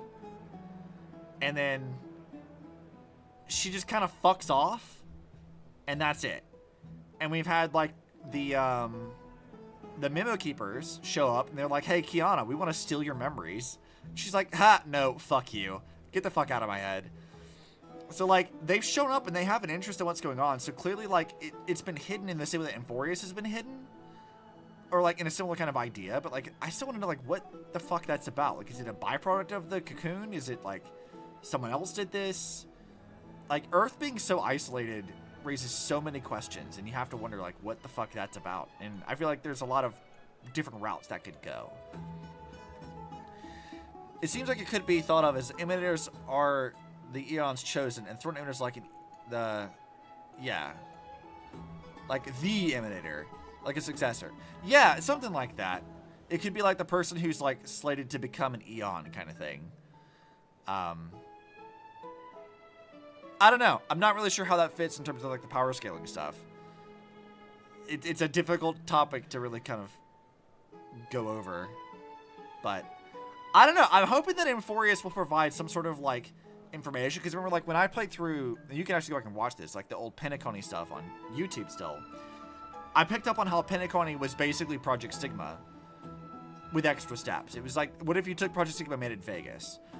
And so there was a lot of things you could pick up on and, like, kind of extrapolate from that information about what Star Wars was trying to do and how it connected to other things. Still raised a lot of other questions, but like they did draw those comparisons even in the game's dialogue. So I'm hoping that Amphoreus is maybe going to do the same thing, because how they talked about finding it was not entirely dissimilar from how they talked about, like when the Mimic Keepers talked to Kiana, how they found Earth. It was that Earth is not under the protection of any Eon necessarily, it's isolated, whereas Amphoreus has like 3 different paths fucking around in it. But it was still hidden from the rest of the outside world in a potentially similar manner. So I'm like, I don't know. I'm hoping Amphoreus provides answers for that. I don't know for sure, because I haven't played this yet. And I'm really behind. But I don't know, I'm very invested in this. Like, the lore is what keeps me around. Like, Impact Thread's got great lore and world building stuff, and I'm so invested in it. I have, like, a multiple documents of, like, timeline shit, because I was going to do a video on YouTube about, like, a proper full-on timeline of Impact Third's, like, overall cosmology in the world and events have happened. I was going to split it into, like, the previous era events and then the current era stuff, and then I guess Mars on its own thing. But I have so much information to get through that I haven't ever been able to finish it. But I've got like 50 plus pages of just lore summaries, timelines, what was going on, where retcons have happened. Like, I have so much information in my Google Drive of just Impact Third lore shit, because I'm so here for the lore. It's my favorite thing. Yeah, you did like 20% of the 3.0 story. Yeah. There's a lot. Also, Derek's welcome to the Twitch side of things. There is so much more of this stuff I have to do here. But yeah, I do want to go back to like working on my Impact Thirds like summary of things. I have to go through a Post-Honkai Odyssey 1 and 2 again to like get all that information down, and then it's going back through the entire story from part 1 into like where we're currently at, which is naturally going to take a long time. And I didn't start recording all of the story stuff until the Elysian Realm stuff started. Like, the actual, like, proper, like, chapter dedicated to that. So I'm missing a good chunk of story that you can't really read. Like, all of Cloistered, for example, I don't have recorded. So I'm going to have to go through and, like, watch somebody play through it and write down everything that happens. And, like, try to organize out exactly what was said and how these things correlate. It's a lot of work for one person to do. Like, I'm basically creating my own wiki. And it's so much work. They're back. Hence why I kind of start and stop on that periodically. Sapaglaya and Castorus, are you okay? Are you injured? Things didn't sound good in Finan's message. No, it's Saglaya. not. It's bad. Wait, where's Tribi? She began making the necessary preparations. Have you been utilizing the moment we Hoyo got the stands? message. No, I have not. I probably should, though. The city's citizens are enjoying themselves like I kind of any just other do my day. own stuff. Do you not see this as a crisis? Arkema would be in constant turmoil if we were to raise the alert each time danger befell us. Silently eliminating threats and sparing them from living under the shadow of fear, that is the duty of the Chrysos heirs. So, to give you an idea of, like, where my stance is about collecting Impact Third's lore and why I kind of resolved to do a lot of it myself, this may not be true anymore, but it was true originally, where, like, Impact Third specifically had, like, a lot of lore conflated with Guns Girl Z. And unfortunately, a lot of the wikis and sources and people involved in it would, like, mix in Guns Girl Z lore into the timeline for Impact Third. And there's only, like, a couple of instances where I feel like that's actually an appropriate thing to do. It's not really, like, a thing you should be doing now. And so, going to a lot of the wikis, there's a lot of misinformation and a lot of things that aren't really relevant to what Impact Third actually says. And I personally felt the need to try to, like, sift through all of it myself to see what the game actually gives us. And if there's anything else canonically related to, like, the VNs or whatever else. Trying to get all that stuff together would be a good idea. So, I have a degree of, like, bias because I tried playing with that, like, reading through all the lore stuff before, and it led to a lot of confusion and frustration later down the road. So I'm trying to make my own list of things that does not do that. But that's a huge amount of work, And I definitely need other people, particularly those who could translate like some of the VN stuff for me, because like I don't have all that stuff separated out. Kiana May and Bronnia's trio backstory before Saint Frey is inspired by Guns N' but it's definitely separate. Oh yeah, absolutely. A lot of the early stuff in part 1 is almost one-to-one to Guns N' and I say almost because it isn't, but it has a lot of overlap. There's a lot of overlap there. One of the, and it's just a specific thing, the one thing that I feel like you could actually say should be pulled from Guns N' to explain some of the confusion about part 1 is very early on. So like the idea that Cocolia triggered the Honkai eruption in Nagazora, I don't feel like the game really communicated that well to us. The fact that Sakura kind of comes back and is able to like possess Teddy, the reasoning for why that happens is not really well explained in the story at all. Whereas Guns N' tells you that Nagazora is kind of built over where Yai Village used to be, and the Honkai eruption kind of like freed the fragments of her soul, and she kind of wanders around as sort of pseudo Hersher type thing because she was sealed there, and then like passes her pseudo core or the remnants of her core to Teddy, and that's why she's around. But like I don't feel like the game ever really like probably explained that, whereas Guns N' actually did. So like pulling that over, yeah, that would make sense. Like why Bronya happened to be over there in Nagazora as well is because she was sort of on a like mission or whatever from Cocolia. Like all of that makes a lot more sense when Guns N' has expanded on it a bit. But like you hit a point where it's no longer really useful or relevant to reference Guns N' for that, because you have enough clarity, enough stuff in game and in the universe to tell you what you need to know. You don't have to rely on Guns N' to do that, to fill in the gaps. It's very important to focus on the fact that if it didn't happen explicitly in Impact Third's work, then the existence should be considered non-canon. More or less. Again, I would only ever use Guns N' in the context of filling in very, very specific gaps that Honkai Impact Third refuses to give you that would improve clarity for those course of events. That is like the only time that I would do that. It's ads. Well, while the ads are going, and we can get back to doing the plot, and we'll see what happens here. I don't see things that way, but now's not the time for arguments. The Let's Blade go. of Fury has its aim trained on Kefali's heart. We need to stop the Mad Titan, or the entirety of the Holy City could be reduced to ash. But Nikador has crafted an indestructible body for himself. One that can't be entirely destroyed. Mighty is buying us time. We need to cherish every second he's fought for. I mean, yeah, I guess. You're willing yourself to stay calm, Finan. That's commendable progress. I really like Aglaya's eyes. I like the color of that. I like how it contrasts with the gold in her overall aesthetic back. Yeah. But yeah, the way I would just view it is like, only use Guns N' to fill in very specific gaps in events that Impact Third does not explain to you. Like why Sakura's ghost is wandering around Nagazora, right? Things like that need more information that the game doesn't give us. So that early stuff has retcons and other issues with how it was presented to us in game, and they've still yet to fix a lot of that. So in that context, yeah, you could use it in, as long as it doesn't break what's already established in game, then by all means I would say use it. But 9 times out of 10, especially beyond a certain point in the game story, you no longer should be referencing Guns N' for anything, because it diverges wildly off into something else. And it is no longer on the same track or path that Impact Third follows, and it's sure as hell not going to be the same path that Star Rail's doing, so don't need to do that, except for maybe some of the very early stuff where there's just very specific gaps in our knowledge. Castrum Kremnos And has only been then. shrouded in the fog far too long, leaving us unable to discover the mystery behind Nikador's undying body.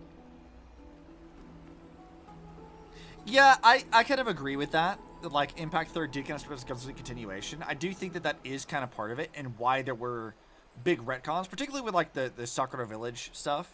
Like, all of Yai Village. Like, there was a lot of retcons in that. And a lot of retcons on the timeline of what was happening. Because remember that, like, if you go back and play the Chronicle stages, you'll find that, like, there are dates and things that are wrong. like May's birthday changes, the day that Cecilia dies changes, the timeline of the Second Honkai War changes, because a lot of that stuff was like a part of what I consider to be an actual massive retcon, where they redid all the dates and times for things. They kind of fixed a lot of stuff, cleaned it up a bit. And Impact 3 was, I think, originally intended to be like a better adaptation of Guns Girl Z, and then it sort of became something else entirely as they moved along. And that's fine.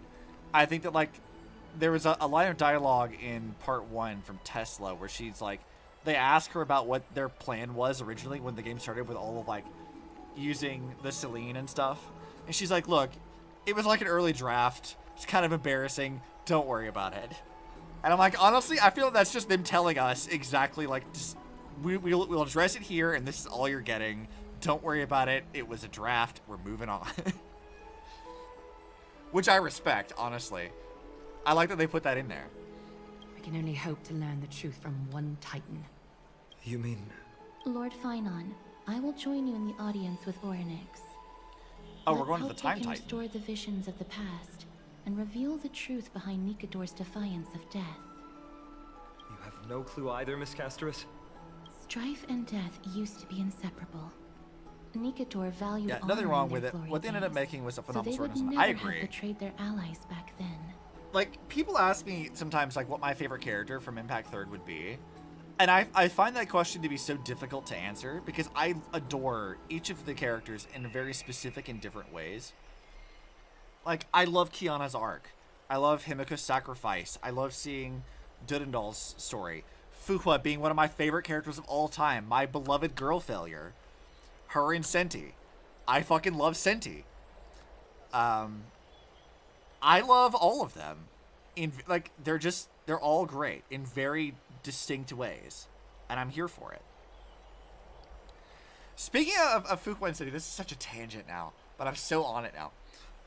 I was thinking about this the other day, that there's such a, like, tragedy behind Senti that they only, like, they kind of skirt around, but it's such a great thing. So, you remember, like, we had our event a little while back where they were doing, like, the detective story thing. They were putting on, like, that whole thing with Rice Cake. And Fuhua basically says that Senti's, like, her daughter. Like, she doesn't say it explicitly, but she does kind of say, more or less, that Senti is kind of like her daughter.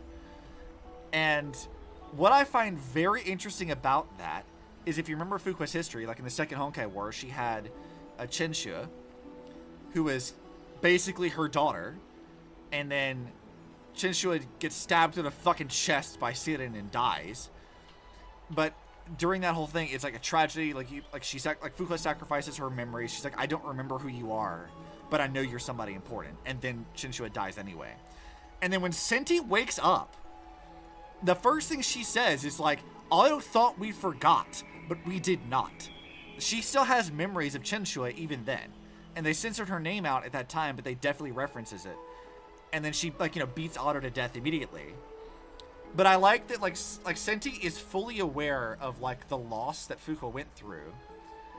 And now she's sort of, like, become another daughter for her. And they have, like, that's why her, like, part of the reason why Fuhua's relationship to her is so important. And I love that. Like, that's some good shit. I don't feel like we get stuff like that in Star Rail or Genshin. Like, that's really good. Also, I wish they brought more Chenshua into the game. I wish she had been not just like a flashback death in Fuhua's animation. I wish they'd actually put her in the game a little bit more. I needed more of that. But I love that. It's great.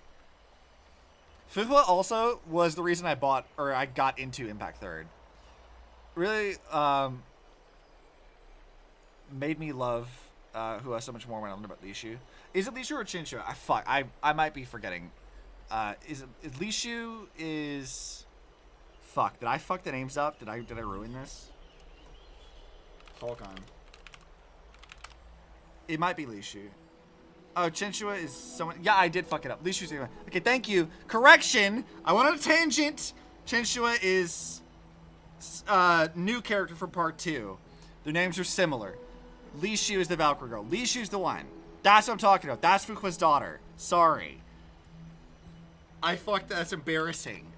But that is the one. that I wish they put more in the game. Chenshui is, that's Entropy's person. That her fuck. What even is her deal? Because Chenshui was like her like senpai person, teacher, other grad student, and then she becomes like a other thing. Yeah, Chang Lishu. That's her name. That's why I confused it.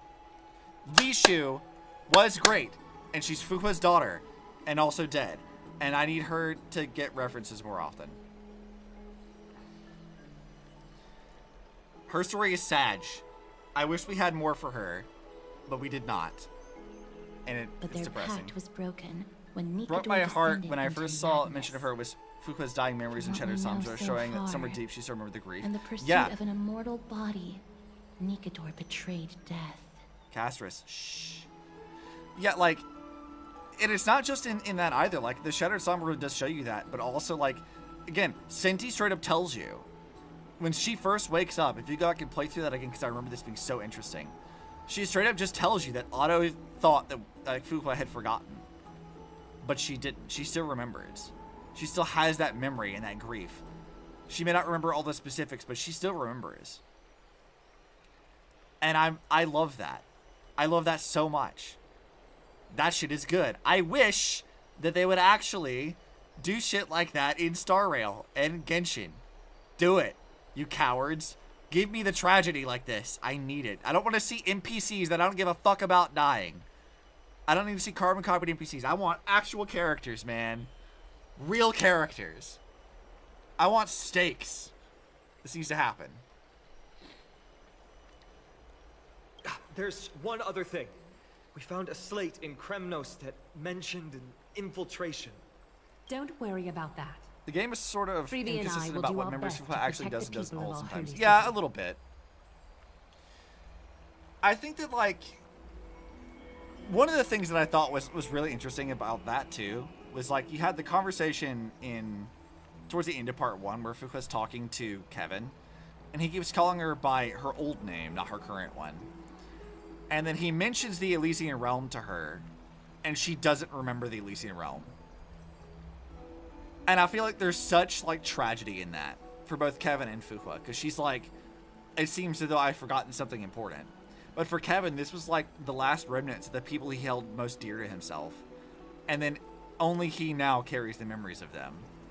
Him and May, I guess, but, like, he can't even share that with, like, one of the few people who is still alive from his age, because she's basically moved on to something else. I love that. That's such a great little thing. Focus on getting to Orynex and using whatever means possible to learn the Mad Titan's secrets. Treeby is waiting for you outside the city. Go with her to the Abyss. I will pray to Kefali that you will find success. Yeah, we can do that. That's not a problem.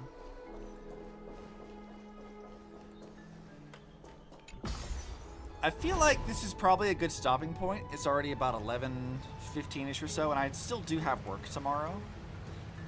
I might continue some of the story off stream just to try to get more caught up and make sure I'm actually doing my dailies and stuff. But we are going to try to make, like, a regular thing of this, of, like, doing a 2-3 hour, like, Honkai stream of some kind. Either doing, like, Elysian Realm stuff or continuing the plot with this. Because I do need to get caught up in this. I am so fucking far behind. I need to be prepared for whenever Cyrene drops, because God knows I am whaling so much money on her. That's absolute. I don't care how she plays. I don't care what's going on. That's happening. E6ing her. Period. And that Hua is based on a lesbian employee in Hoyo. When that got out, she got harassed pretty badly, but the company took care of her. Oh, that's cool. I didn't know that. I love that. That's actually great. I know that, like, Fuqua as a character is supposed to be, like, really, like, important to the company as a whole. Because she's, like, sort of like the liaison or representation of, like, Chinese culture for a lot of stuff. She's, like, our inlet for that. But, like, having this be a part of that, too, that's so nice. I love that. Fuqua, our lesbian queen. We love her. She might be a bit of a girl failure, but I still love her. She's great. Yeah, I think we're going to call it here for today. I have at least 2 more streams scheduled on Saturday. We've got an art thing happening on Saturday morning, assuming I get up early enough for it, but we should be doing that. I'm going to try to make art streams every week, kind of a regular thing. And then in the evening, at least on Twitch, because I don't want to start this partway through on YouTube anymore, we will be doing Dino Crisis again. We're bringing that back. So for those of you on Twitch who watched me about a month or 2 ago starting Dino Crisis and then kind of not getting through it, yeah, we're coming back to that. That's happening. Heard that they purposely went back and threw all their public media and scrubbed her name and likeness for every public thing they had in order to combat the harassment, and did whatever they could to help her out. That's actually great. If she's being harassed and that's what they wanted to do, like, to help protect her, peak. Good shit. I would not mind working for Hoyo, honestly. If that's how they treat their employees, that's how they look out for them, hell yeah. Love to see it. But yeah, I don't have any streams planned necessarily for tomorrow. I have been playing Minecraft on Cherly's server, and we might do that if I'm feeling up to streaming tomorrow, but like, I don't have anything planned, and I do need to work on some other stuff. So, there will be more things coming. I'm going to try to do regular streams again. I got to actually try to get on that. So, and I have been working on things in the background. I might be potentially kit bashing a new model entirely. This model was kind of like playtesting to see what I could do in Vroid to like get Coco's design up to snuff. But I am going to try to get back into doing some things. So there's new stuff coming all the time. I've just been chipping away at it. Thank you guys for hanging out. I appreciate it. He said a lot of guys probably would have left her on her own defense. Yeah, I'm glad Hoyo didn't do that though. That's good stuff. They seem like a pretty solid company overall. I know there's like the voice actor strike happening, but that's like a different thing that I think, from what I understand, is potentially a self-made problem. Not so much because Hoyo is actually being assholes about it. But I don't know fully enough to say for sure, so I don't want to defend or deny what's going on with that right now. I don't know enough. But from what I can tell, Hoyo seems like a pretty chill company. I wouldn't mind working for them. Do I have a Discord? I do have a Discord. Let me see if I have the actual message up for that. ! Discord. Does it work? It doesn't work. Shit. Hang on a second. I might be able to turn it on. I have to go to Streamlabs to turn that back on. Streamlabs has this like really annoying thing where they like, I have CloudBot in Streamlabs and it is supposed to like do all this stuff for me, but they kind of like turn off after a while, and it's so annoying that it like turns my bot off, and I'm like, leave the bot on. Surely it can't be that much of a stressful thing for you to leave the damn bot on. They keep turning it off every time there's like a new update. So let's go back to CloudBot. Let me see. It's off, isn't it? Yep. Turning it back on. Okay, now it should work this time. There it is. Now we got it. There's more people to gush about Honkai lore and cosmology with. Oh, dude, you found the right person because I fucking love Honkai shit. My art style is heavily influenced by it. I will talk about it all day. Cherly knows so much about Honkai stuff because I have info dumped at her every patch. It's how we do. I'm here for it. It's great. Yatta! Yeah. But yeah, that's all we got for today. I gotta go do other stuff. I gotta start getting ready for bed. But I'll see you guys on the next one. Probably Saturday, but maybe tomorrow. Maybe Friday. I don't know. One of those days we might do something. Maybe I'll do Honkai one of those 2 days. We should rate her. Is she streaming? I didn't think Shirley was streaming right now. Oh, she's doing Horizon. Yeah, let's go say hi to Shirley. Let's go rate her. /raid Charlie. Is it Charlie AI? That's what it is, right? Or did she remove that? Is it just Charlie? It's just Charlie. Okay. Invalid. Oh, I spelled it wrong. I can't spell my friend's name? Unfortunate. But yeah, Charlie's doing Horizon Zero Dawn, which is one of my favorite games of all time. So, like, you guys should go watch that. I love Horizon. In the meantime, I'll see you guys in a couple of days with our next stream. Bye!